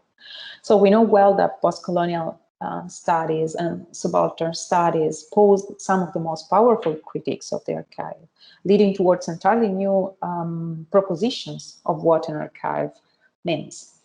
Studying the coloniality, we can also learn that our capacity to make systematic forays beyond our current knowledge, beyond its limits, are severely hampered if we rely exclusively on those aspects of Western knowledge that disregard other epistemic traditions. Even in this case, however, the colonizing knowledge is not simply about the Westernization. Guni Vatyong here reminds us decolonizing mostly means developing a perspective on the archive which can allow us to see ourselves clearly, but always in relation to ourselves and the other selves. So, an example, the Contemporary Culture Index. It is an independent archive that emphasizes the transdisciplinary, transnational aggregation of art and scholarship. This index is also an activist media, a sort of scholarship collective that makes available a high number of non-Western small journals that are otherwise not considered to be in conversation and that are not in a way indexed in existing databases. So doing so, the index initiates new categories of thought and orders of meaning, and it creates a possibility for collective thought built upon various sources and areas. They have materials about art, cinema, cultural studies, design, literature, philosophy, photography. So the archive does not pretend to be exhaustive. It's a task that it considers impossible. The index has opted for a rigorous selection of titles in terms of their research quality. And the ambition is to connect materials that are seldom juxtaposed in order to favor the development of new research approaches. So this research on the archive as a repository that makes visible the complexity of a very long history can actually make also visible the entanglements and can encourage new questions on the meaning and form of the archive in cultures where, for example, the textual document does not prevail. So these critiques, revisions, counter archives, they couple with the spread of the internet, the proliferation of new digital media, which have created entirely new sensoria of information and new accessibility. So in a way, the Decolonized archive has come to represent a flexible collection of data, objects, embodied or disembodied memory, tangible or intangible items. These accumulations are, however, far from being settled, passive. They are active and actively participating in the decolonizing process. This is an example. Chicana por mi raza is a digital humanities project, an archive intended to preserve the history of Chicana feminist movements in North America. So the project is financially supported by the University of Michigan, but it actually developed under the work, thanks to the work of many, many volunteers, researchers, educators, students, archivists, technologists. So starting in 2009, they have traveled to several states to collect hundreds of hours of oral histories with notable Chicanas, Latinas, and allies. So the project has scanned personal archives to collect oral histories, posters, correspondence, and other materials with the goal of providing public access to them. And by making this unseen history legible, in a way, the archive itself participates in decolonizing national narratives of activism by Chicana feminists. It also offers a model for grassroots digital history. Despite the institutional moorings, the project is only possible because of the contributions of Chicana women represented in the archive. They agreed to be interviewed, to share their personal artifacts from their work as feminists and as activists. So the project represents a community whose activism and engagement in civil rights has long gone unnoticed in historical narratives within the US. The problem of the archive is inevitably connected with another set of problems that are very much part of the discussion on digital space and decolonization. I'm referring to the problems that concern the decolonization of data, data sovereignty, self-determination, accountability, consent. And when it comes to the indigenous peoples of Canada, for example, we can identify a long history of issues related to data sovereignty. So not that long ago, the different First Nations and Inuit of Turtle Island, again the indigenous name for North America, they were sovereign. They lived in thriving civilizations. Europeans decimated their populations in the process of settler colonialism. Indigenous cultures, governance structures, they remain resilient to this day, but struggle to support and they struggle for legal recognition on their ongoing sovereignty. Patronizing relationships between the state and indigenous people are a key component of this form of colonialism. Settlers first established colonies in Canada, on Turtle Island in the 17th century. And they soon spread in the towns and cities and metropolises we know today. One of the first well-known treaties between Europeans and the indigenous people of Turtle Island was between Dutch traders and the Dainese in 1613. This relationship, this treaty, is described by indigenous community as Gaswinta, also known as the True Raw Wampum. You have an image here.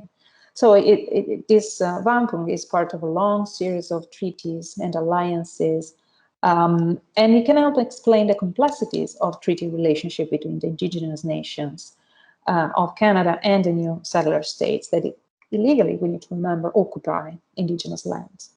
So the wampum, well, the treaty in itself is symbolized by this belt, this wampum belt, created from white shells of a snail and the purple shell of a clam. Across the belt, there are 9 rows of white shells. They represent the river of life. There are 4 rows of purple shells, forming 2 separate horizontal lines in the center of the belt. So one purple row denotates, is describing the indigenous canoe. The other one is the European tall ship. And the 3 white shells separating them shows a respectful relationship based on peace, trust, friendship, all values inherent in indigenous society. So the strings flowing on each side of the belt show that more beds can be added, and therefore the relationship in a way could be eternal. The 2 rows, the blue rows, they never intersect, they are parallel. And this denotes a separate but equal relationship that respects each other's sovereignty. So the indigenous community never steer the Dutch ship, and the Dutch never steer the indigenous canoe, as they both travel down the river of life. Both parties respect each other's autonomy, each other's interdependence. So the Haudenosaunee considered this belt a document and a valid ongoing treaty. The basic principles embodied in the belt are central to their sovereignty. So acknowledging that Canada must honor the belt puts onus on the Canadian government to uphold its end of the promise, which was a sacred promise for them. So some settlers refuse, of course, to acknowledge this because of a single forged document, right? They claim that the wampum was a modern construction used to satisfy contemporary political needs, misrepresenting the actual data source. So this is an important point, because the clear violation of treaties between the British Crown and the indigenous peoples made existing indigenous governance structures illegal. So the belts stopped to be recognized, their data have not been recognized, and so indigenous sovereignty. While many indigenous leaders resisted for decades, indigenous resistance became punishable as high treason. And most had little choice but to surrender if they hadn't already been assimilated. So one by one, these policies eliminated traditional governments or forced them underground as the settler state spread. And this is how indigenous histories, worldviews, traditional knowledge were excluded from the national Canadian narrative. So why was it so easy to get rid of these treaties? The belts are not a replacement for paper. They embody a different way of thinking about data. These belts act as symbolic reminders. They are public, in a way, public demonstrations of active and ongoing relationships. So the indigenous communities use them as a guide to help narrate complex understanding of promises, sacred promises made between both parties involved and the creator in their belief. So there doesn't need to be a single belt that serves as the original record, nor can the belt itself be a fraud. In their oral culture, the belt is in a way performed through ceremony, the collective memory of the participants. So losing a belt is detrimental for many reasons, but it can be recreated in order to facilitate the remembrance of a collective agreement. Data allows us to record, store, analyze, share information. There are different forms of data, and these forms change the relationship between how data itself is recorded, stored, shared, analyzed. But data only has value depending on who is using it and how it's being used. Indigenous data is technically no different than any other form of data. It's still recorded, stored, analyzed, etc., etc. Its value can still be measured, but indigenous data is unique because it is often fractured, incomplete. And this is often because of the destructive forces of settler colonialism. So while the forms that indigenous data take while this form may appear fundamentally different at first glance, the same functions may be at work. So this means that information can be shared between indigenous and Western worlds, as in the belts. We just have to tweak the form that the data takes or train people to understand it. A large component of indigenous data sovereignty is about learning to better use what indigenous communities already identify as data. It means also to reconceptualize data outside of Western parameters. We need to think about songs, art, language, ceremonies, perceptions of land, oral traditions, cultural teachings. They are all examples of indigenous data usage. They involve processes where information is recorded, again, stored, analyzed, shared, in a flurry of activity that to outsiders may appear confusing.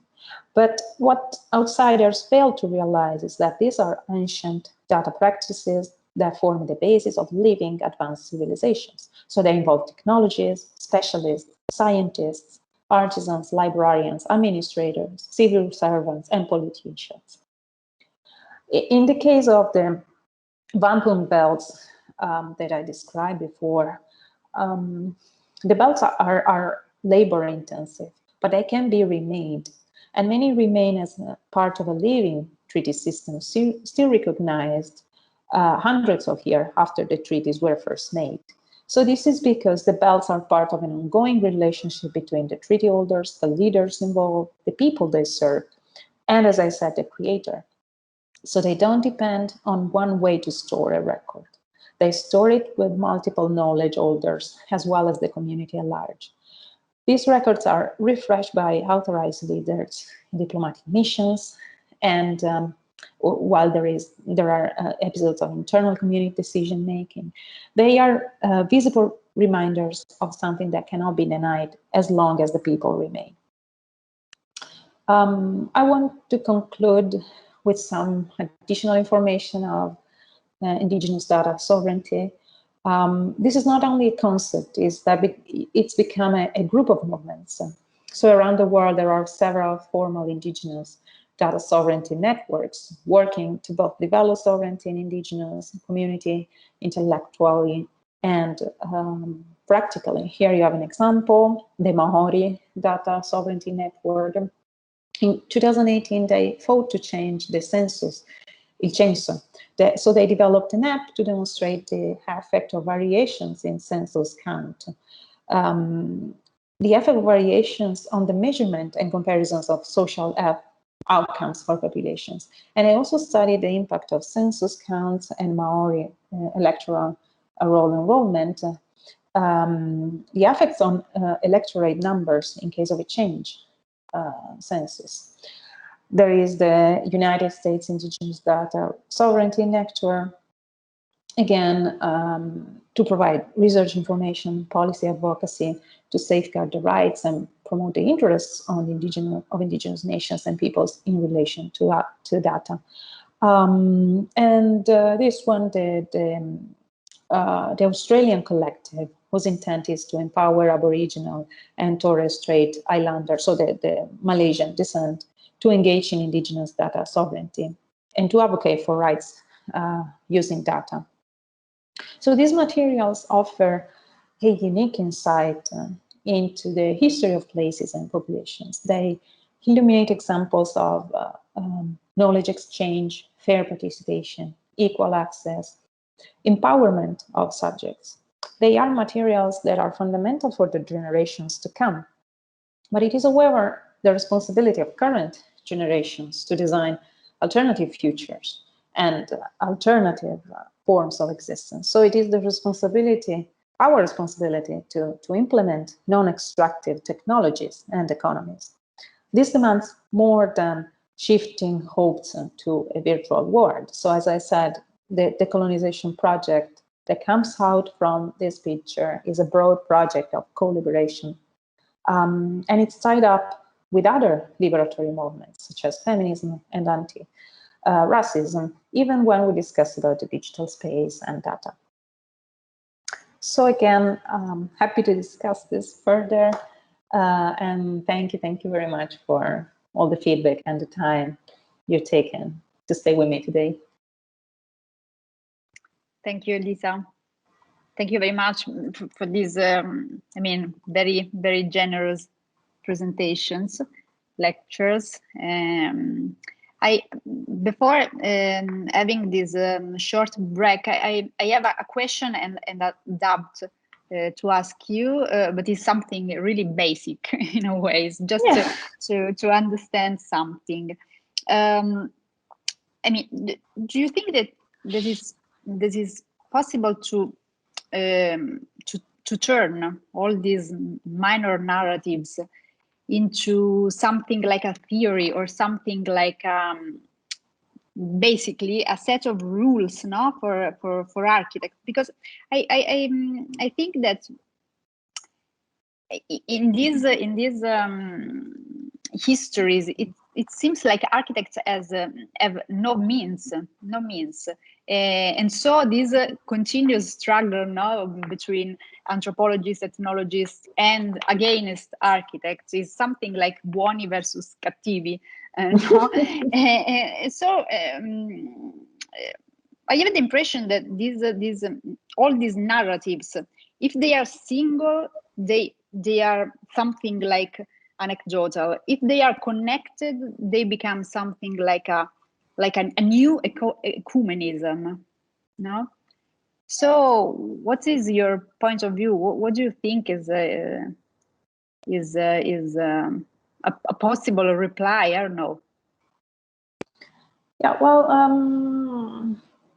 when I think about the architect, I don't think about the genius architect, of course. I think more about a sort of a specialist, professional, and interpreter that can actually help different subjects to talk to each other. And so maybe that's the point of entry that I would use when it comes to these examples.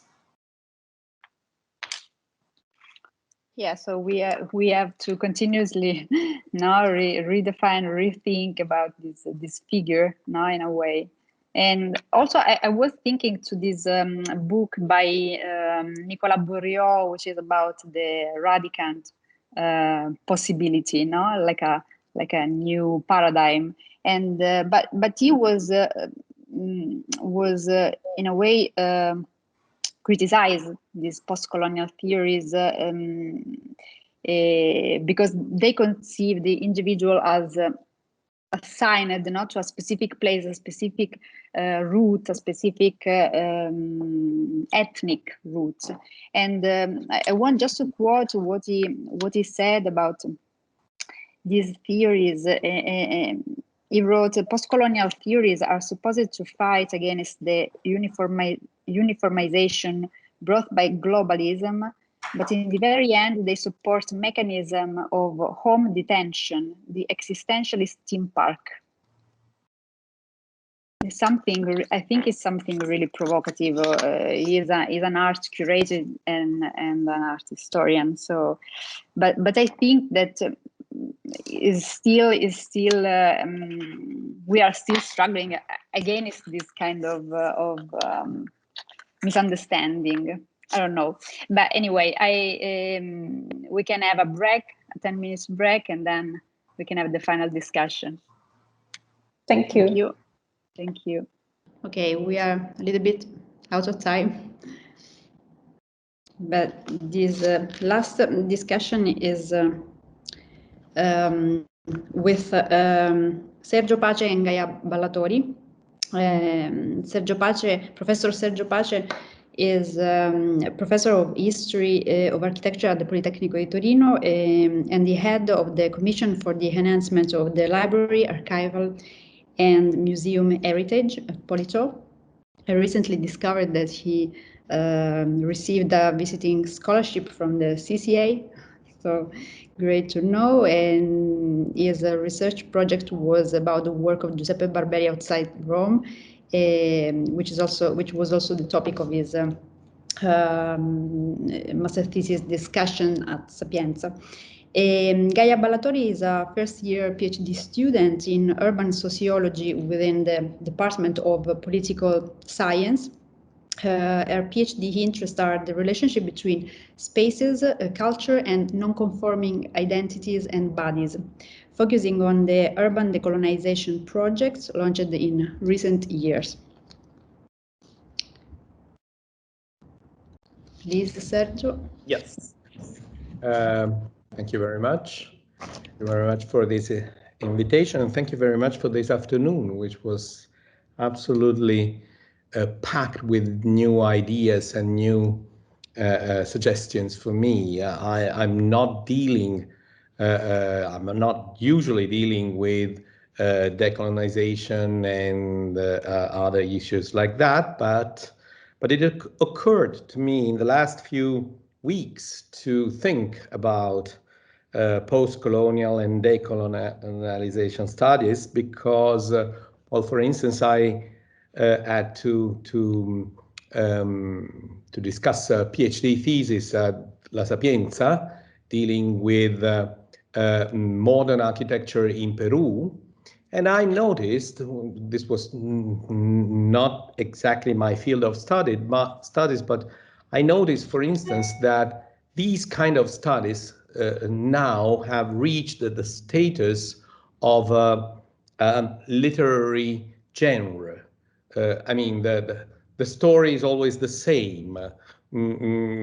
People from Europe, from Germany, from civilized Europe that go to Peru, go to Brazil, go to Venezuela, and, well, they imported civilization right there. And now we study what those people have learned from that kind of civilization. It's a literary genre, like horror story or fairy tales and these kind of things.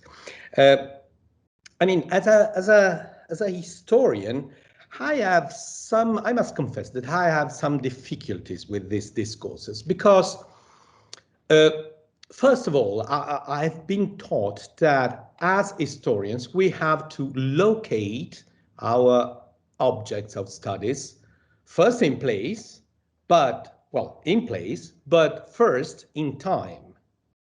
And sometimes, but probably it is my ignorance, my missing attitude. Sometimes I wonder if when we say colonization or decolonization, we are talking of an identical phenomenon going straight from the prehistory up to today, or are we talking of some specific? Because if we're talking of something specific, well, let me remind you, but you all know about that for instance, historians of the Roman Empire have written about decolonization, well, how much? 200 years ago, or something like that. 120 years ago, Alois Riegel was talking about Spät-Roman, and this was about decolonization. Is there any difference? Also in terms of data, also in terms of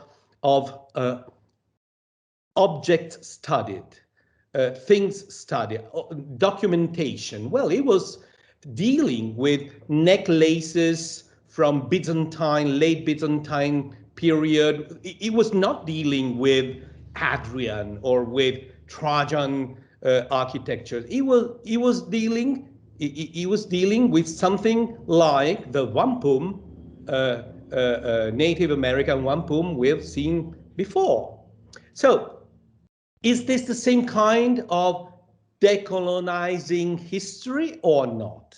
This is my first question, because if it is the same thing, if it is the same field of study, well, I have some problem, because as a historian, I have a sort of mystic mission that compels me to work in terms of periodization. And I can't imagine any kind of periodization that goes from nowhere to nowhere. I must cut time into slices, and I need these slices. Also for some other reasons.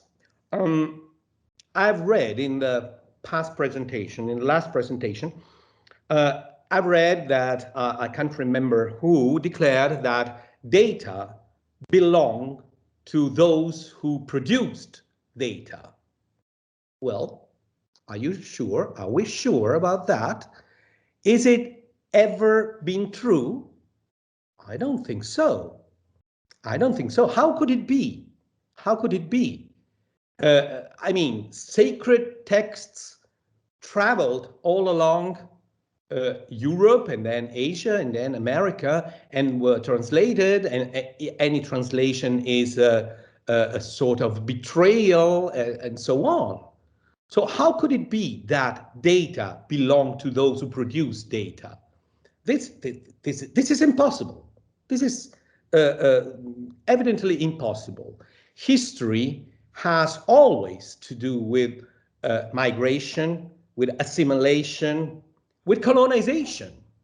I can't imagine any kind of history that is enclosed into some unbreakable borders by those who built those borders or by those who are offending those borders. They always mix up. They always mix up. I can't imagine one single episode in history. The barbarians were those who couldn't speak, or couldn't speak Latin. But much long ago, we decided that they were not barbarians. They were simply other people that mixed with the Latin word.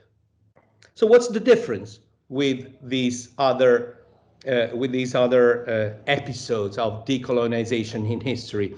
The difference is violence. The difference is about power and the exercise of power of the first on the others. Well, wars against barbarians, wars against people, against Persians against Greeks, well, violent as well. I can't imagine anything more violent than that. So I have some kind of problem.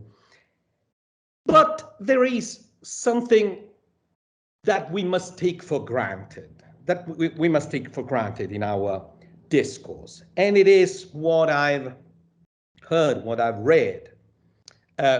Architecture as part of, well, as probably one of the best, if not the best, human invention. You know that architecture has nothing to do with God. It is apart from God's creation. God created everything, and then man created architecture. This is the wonderful part of my field of study, of our field of study. But what was created had some specific characteristic. One of the major characteristics of architecture and the city is that it can be moved. It is part of the earth, as it was said in one of the slides. Architecture is always site-specific. Oh, yes, of course. I've seen Andrea Branzi, and I know that we can cite the walking city and all this. Okay, these are exceptions. These are fantastic, marvelous, extraordinary exceptions. Architecture is site-specific. No one will move the Empire State Building from there. No one will move the Colosseum from there. We can copy, we can replicate, but we can't simply move it. This creates a sort of an incredible paradox talking about decolonizing architecture. All architecture is indigenous. if indigenous has the meaning of native of a place where it lives. If indigenous means that, well, all architecture is indigenous.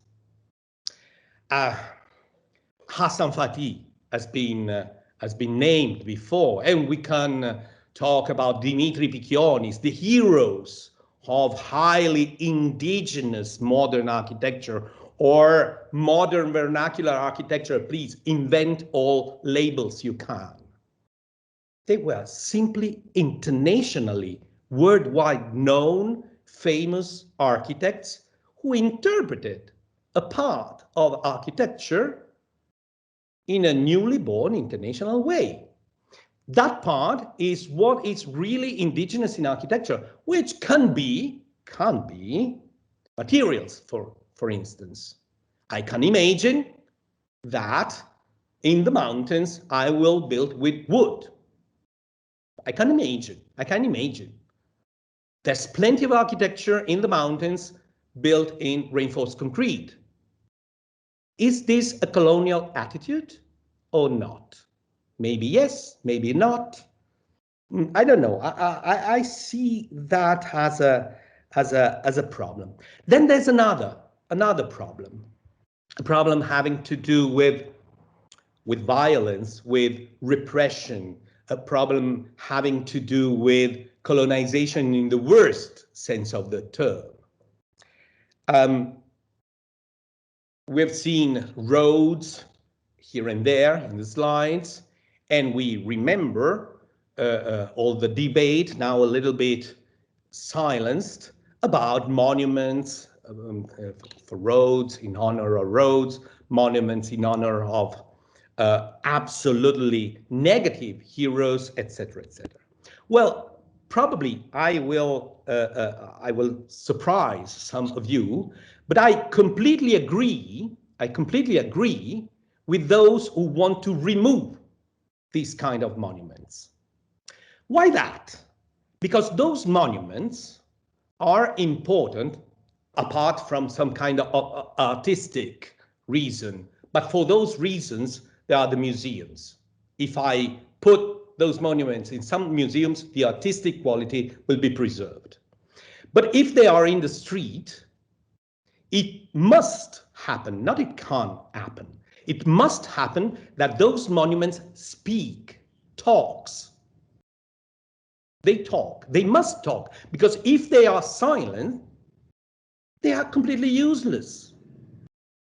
If they talk, they can say good things or they can say bad things. If the monument to road is silent, what's the point in having it there? If the monument to road is talking, well, please keep it away. But this happens with sculpture. This happens with those systems of expression that are talkative, we could say. What about architecture? What about architecture? Well, we all know. The Pantheon in Rome was born as the most pagan temple to divinity of Emperor Hadrian. Today, the Pantheon in Rome is a Roman Catholic Church. The symbol is something unclear. We can have a church where before there was a temple to a Roman pagan emperor. We can have it. And even if we have some decorations, some ornaments, some writings, some letterings, etc., well, we simply miss the meaning. We can have them. It would be nice if everybody could belong to the rhetorics of architecture, but it is impossible. It is impossible. Me and Marco, we teach in a school which was a vacation castle of the daughter of the King of France. Is the Castle of Valentino a little bit unsatisfying as a school? Is the Castle of Valentino inappropriate? When we enter the Castle of Valentino, should we remember that Madama Cristina was married at the age of 13, and so she was a little bit young for being the wife of anyone? No. What would be the point? The Castle of Valentino is bricks. It's bricks and stones and wood. And these kind of things that have no meaning. These kind of things that have glued on themselves meanings that history give to them. It's only history that changes. I mean, Hagia Sophia. Hagia Sophia was burned as a church. Then it was turned into a mosque. Then it was turned into a museum. Now it is turned into a mosque. What is Hagia Sophia? We don't know. The church is always the same. The church, the building, the architecture, almost the same. So how can we, is this an episode of decolonization? The one by Erdogan is an episode of decolonization? I'm in serious difficulties about that. I really don't know.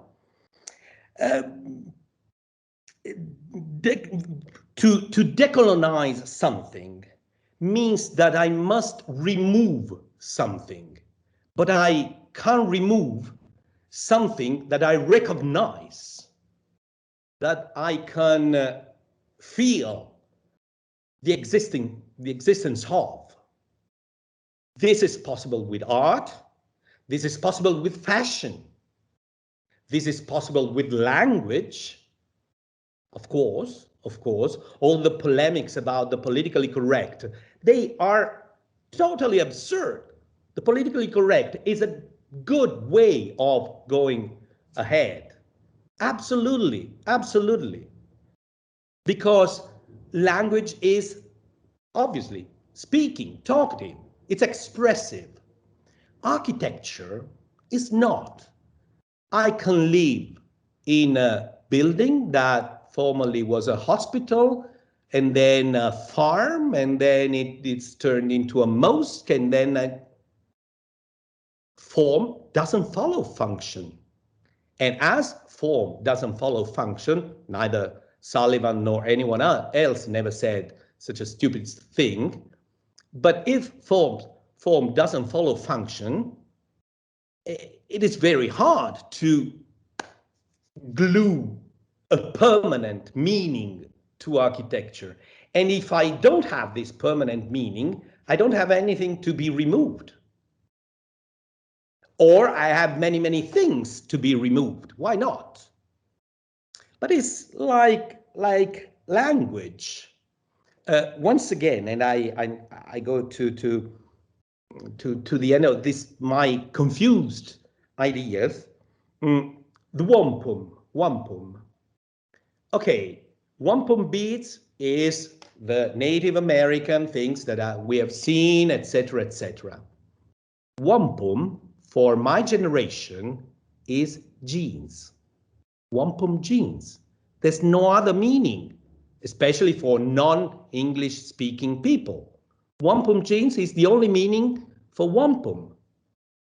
Even words, the most expressive and meaningful way of expression, even words may change.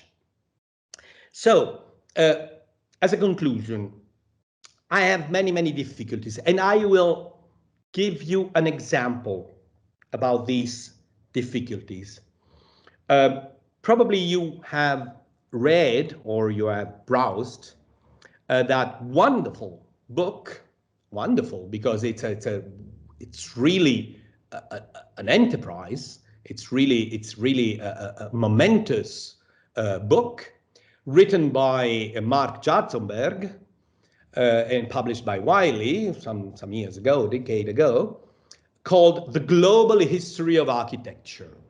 The Global History of Architecture, if you go there, it's a massive, thick book, wonderfully written and wonderfully illustrated.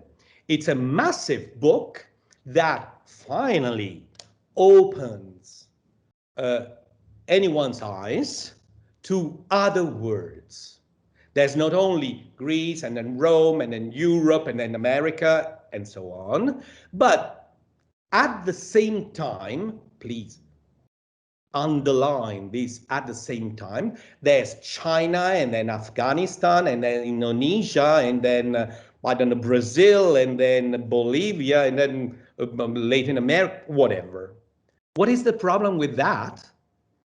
The problem is global history. The term history is a Western invention. And to make history is a Western attitude.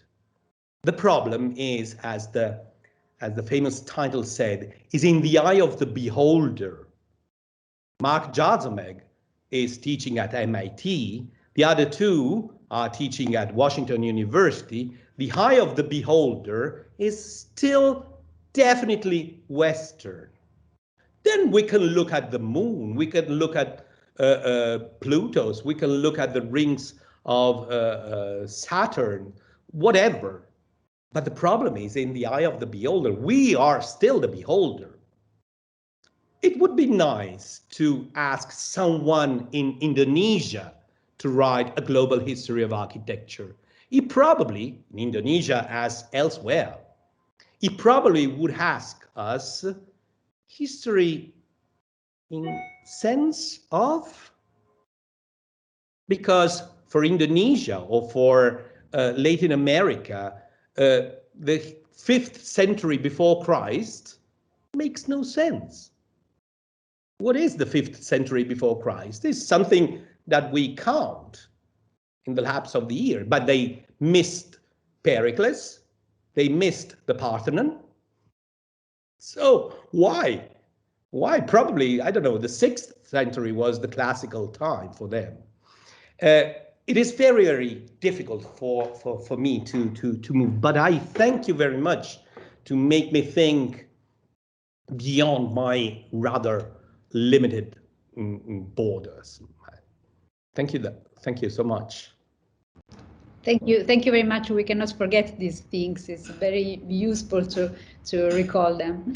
There is a change in the program. I leave the speech to Marco Trisciuolo and then to Gaia and then to Elisa.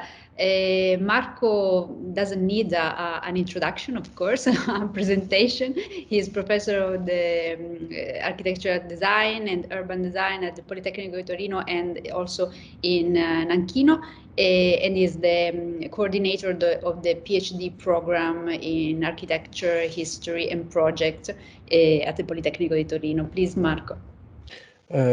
Really sorry, I did a program in which I was thinking to escape, sorry for this verb, from this seminar around 7 o'clock. So the first I want to ask sorry to Gaia because I'm stealing her time, and I want to say my thanks to Lina and for the invitation, and also to Elisa, and of course to Camillo and Sergio that decided to be with me and with us today after my invitation.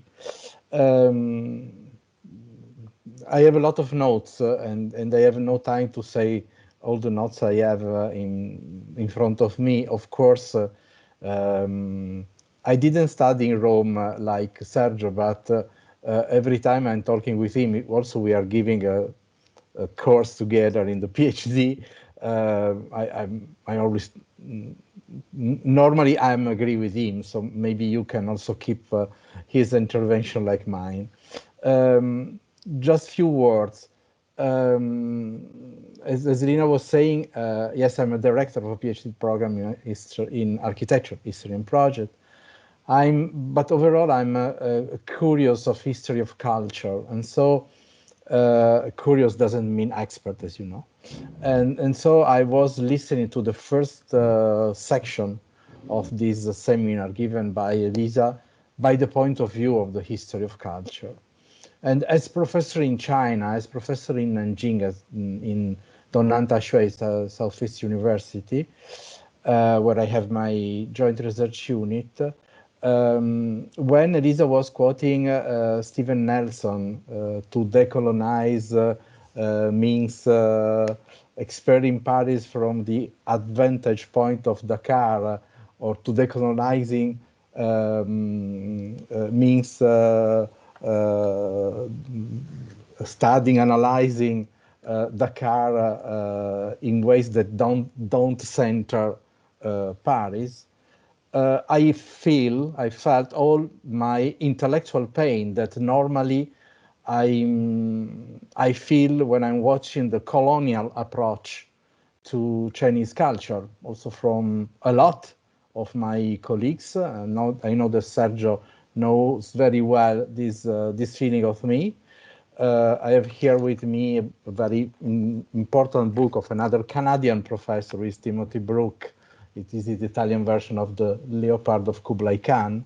It's the history of how Chinese people, Chinese nation had a relationship with other cultures. So the topic for me is first, before talking about decolonization, taking the question of the relationship between cultures and between civilization. And I was quoting a lot of examples that the same that Sergio quoted. So the barbarians, the barbaroi that were the Persian when Greek made the Persian wars and so on. I think Camillo is right. This topic of decolonizing is not decolonial is not post-colonial, and yes, it's a political critical option. So, by a methodological point of view, this is a but yes, it's a point of view. It is a point of view more than a paradigm useful to describe. This is the kind of notice I would like to say to my PhD students in front of a lecture like this. So there is a methodological question that I think it is important, and it is an epistemological question that maybe we should face. We have to consider what is a paradigm useful to describe and what is a point of view that is a political critical option, like maybe this question of decolonizing is. Last summer I read a book, a novel, maybe you know this novel, it is a French novel called Civilisation, because it's a French novel, this is the Italian version, by Laurent Binet, won the Grand Prix du Roman de l'Académie Française.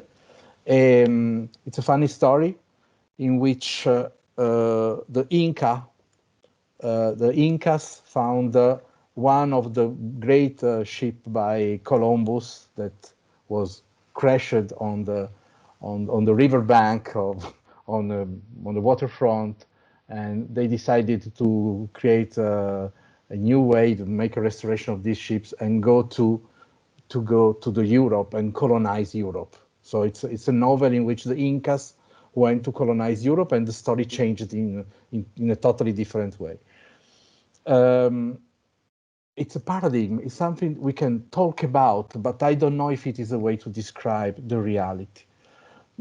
Second question, is the digital space a colonial space? If I put in parentheses, Elisa, the question digital, it became, is the space a colonial space?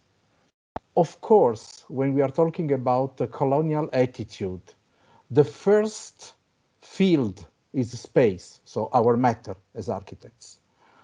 But I don't know, so if this is a rhetoric question, maybe we have to adjust something, because is the space a colonial space maybe yes, if we want to use space in that way.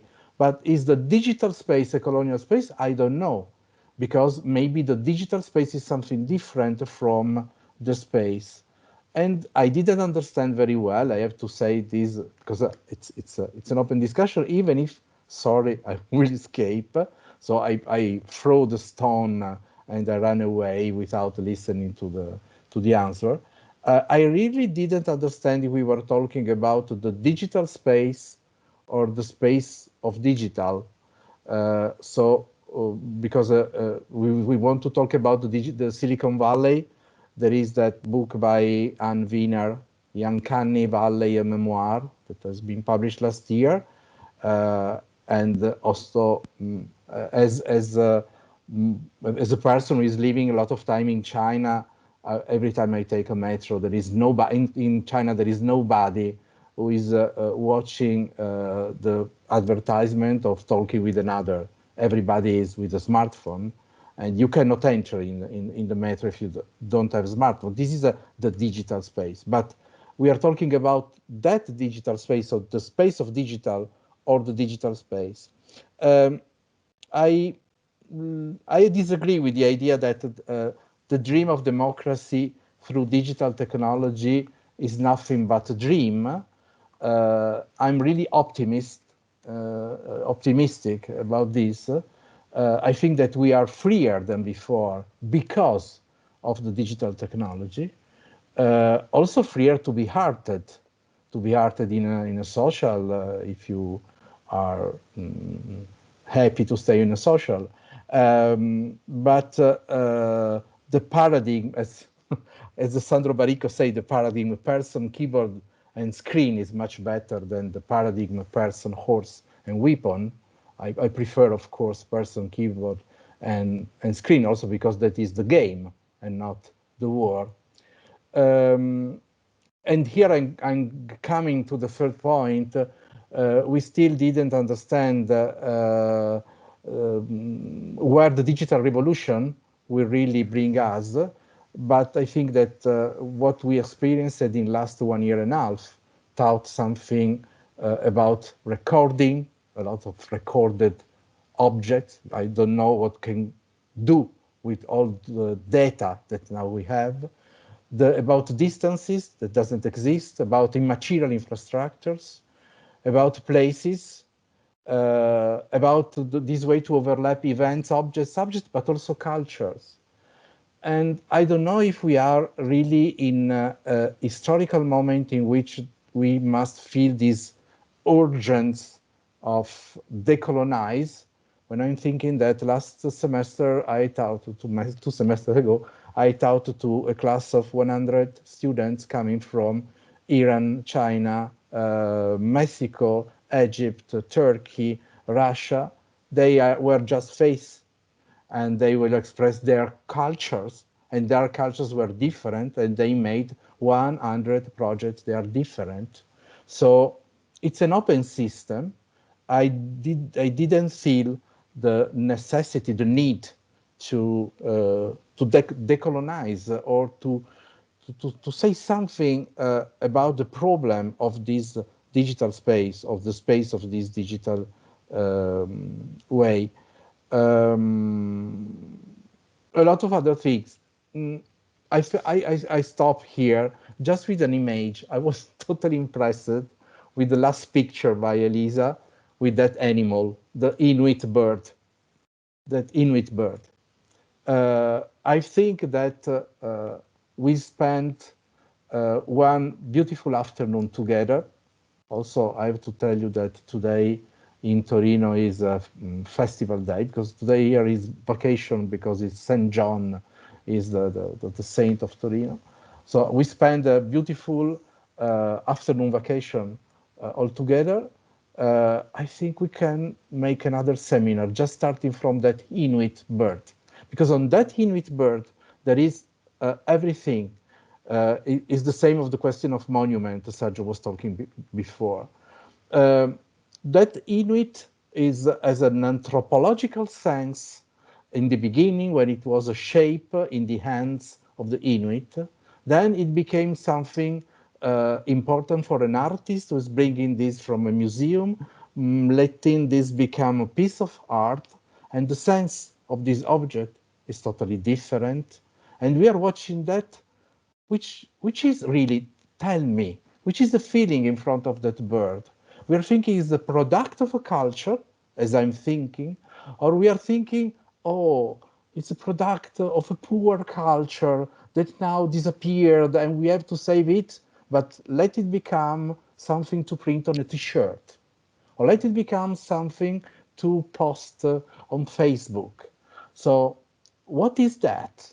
Is that decolonizing culture? Maybe I didn't understand anything. Sorry. Sorry again, Gaia. I will try. I have to now have to prepare myself because I have to go rush to a dinner.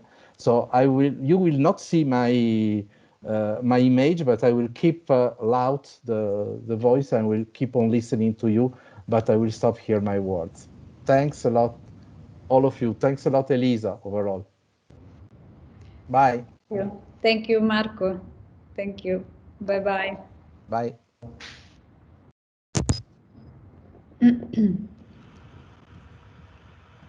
No, and thank you also for organizing these extraordinary panels of people from Politecnico. Thank you. They are very good friends of me, so I think they will forgive me for this invitation. Ciao Camillo, ciao Sergio. Gaia, please. Can you hear me? Yes. Okay, thank you, and thank you for the invitation. It was really interesting to hear all of you. I am the last one, so I hope to do not bore you. I would like to underline some elements about knowledge exchange and accessibility of knowledge. As researchers of Western academy, we are the ones who are most exposed to transform decolonial thought into an academic discipline, as also Elisa stressed, underlined. We are exposed to the risk to make to transform decolonial thought into an unreachable knowledge. And as Walter Mignolo states, we must remember that decolonial thought comes from below, is a grassroots movement, and for this reason, as also Ramon Grossvogel states, the academy must recognize the contribution of social movement and must dialogue with this movement. Only in this way we will be able to break coloniality that separates theory from practice and between academic and militant theory. In this regard, I would like to talk about some example about the contribution of grassroots movement to the production of knowledge. And I would like to talk about the decolonial urban walks that arose in Italy after the protest of Black Lives Matter movement. And these decolonization walks are a part of resemantization and reappropriation of spaces, but also reappropriation of a sense of belongings for example, the Afro-descendants Italians. And these decolonization urban walks have grasped a fundamental aspect of colonial culture of production of spaces, because usually they focus on the analysis of traces and colonial and fascist architecture. And these traces are important because they indicate how colonial culture is transmitted through spatial architectural production. And in fact, colonial architecture and urban planning contribute to producing imaginaries with which certain subject can identify themselves and in which certain identity are reconfirmed while other are excluded. And normally, those traces of colonial and fascist architecture go unnoticed, are ignored. So this means that we passively suffer this symbol. Their presence is so normalized that are taken for granted without being problematized. From the public debate emerge how this inability to see these traces is due to how our gaze on them was built by colonial culture and by architecture. these traits are perceived as a merely object, aesthetic object. Individuals look at them as if they were no longer able to emanate any meaning. And this way of seeing, of looking at these elements, has been built over time by architecture that have produced the spaces in which the subject that crosses those spaces is a spectator, because the environment was conceived as an exhibition environment.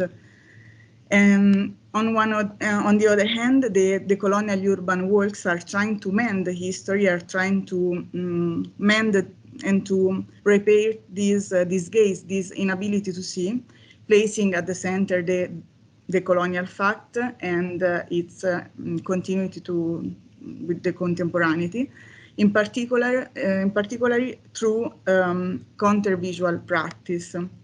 In fact, these urban works are conceived to letting themselves to be questioned by the traces that are present in public spaces, and to allow themselves to be challenged by colonial traces and by spaces. So the subject is no longer a passive spectator, but is an active spectator in dialogue with the environment. And recently, I was in Turin for a summer school, Decolonize Your Mind summer school, and I had the opportunity to take part in one of these urban walks in the Valentino Park. And we saw a series of monuments, arches, busts, and we analyzed a series of monuments. And Valentino Park is an example of a space built with the purpose of transmit an identity and to allow form of collective identification. Valentino itself is an example of colonial urban transformation because it was built for a national, international exhibition, and is what we can define a place of experience, an entertainment infrastructure. So where individuals enter to have an experience inside, which is completely controlled. In this case, to have a reassuring experience. Why reassuring experience? A reassuring experience about its identity, because the park was built as an exhibition space in which exhibition took place, including a human zoo, because there was a temporary exhibition in which was built a village, the Assabesi village, that was built to host and show the Assabesi from Africa in 1884. And this case is an example of how the identity is built from otherness, and how the role that architecture have in this. So the gaze of the individual experiencing these spaces have been built like the gaze of a spectator that go there to fully reflect himself in the identity and the culture that the place emanates. So these exhibition spaces are places that do not question, but reconfirm identity. In fact, there is another element that is interesting. Inside the Valentino, there is another infrastructure, the medieval village, that followed the medieval architecture, but was built to represent an element of typicality of Western culture, Eurocentric culture, but is completely artificial. So the place was built to reflect the Western image.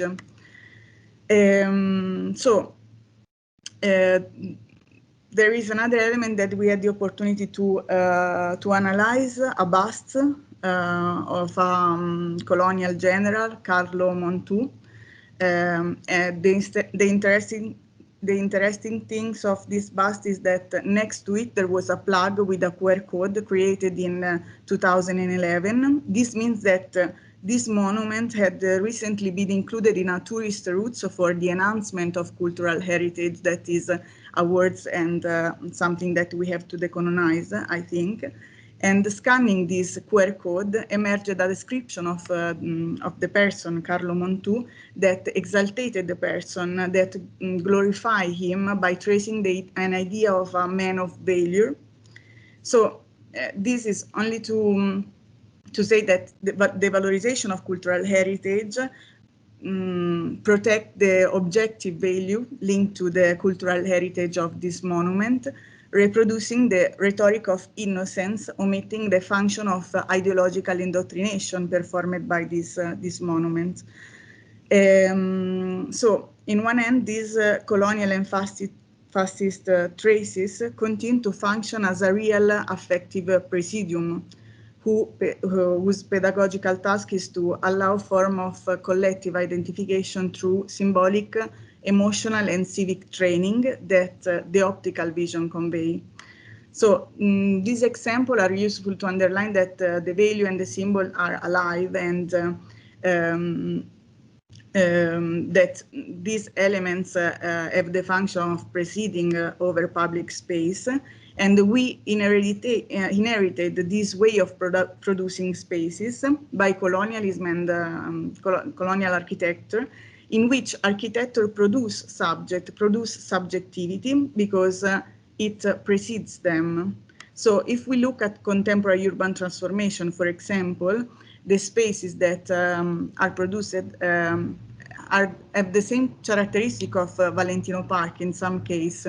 I think that the colonial nature of the project, the contemporary project, can be seen in a policy of tourism enhancement. In fact, the urban transformation and the regeneration project have reproduced the colonial logic of spatial separation and hierarchization of spaces.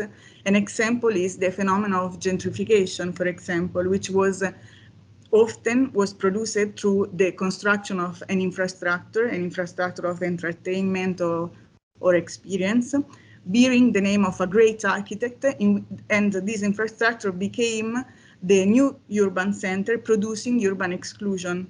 So, and usually this infrastructure have no relationship with the environment in which they are embedded. So at the beginning of this seminar, someone quoted the Guggenheim Museum and museum in general, this infrastructure of entertainment.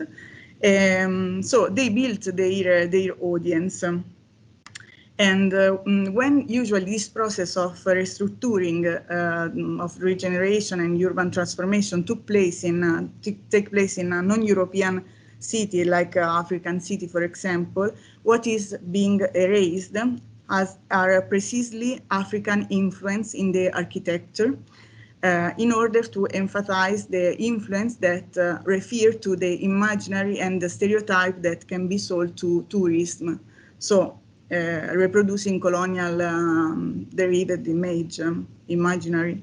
So I would like to underline that I think that we must learn to take in consideration the countercultural movement, because their point of view is marginalized and could give us a point of view that is able to capture what in which consists the colonial architecture, in which consists the Western canon.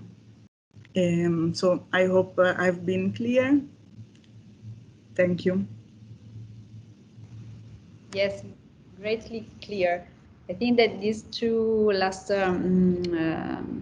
speech were both very clear and very evident. So I really want to thank you for time and patience, and I really want to call you maybe in the next days for thank you one by one.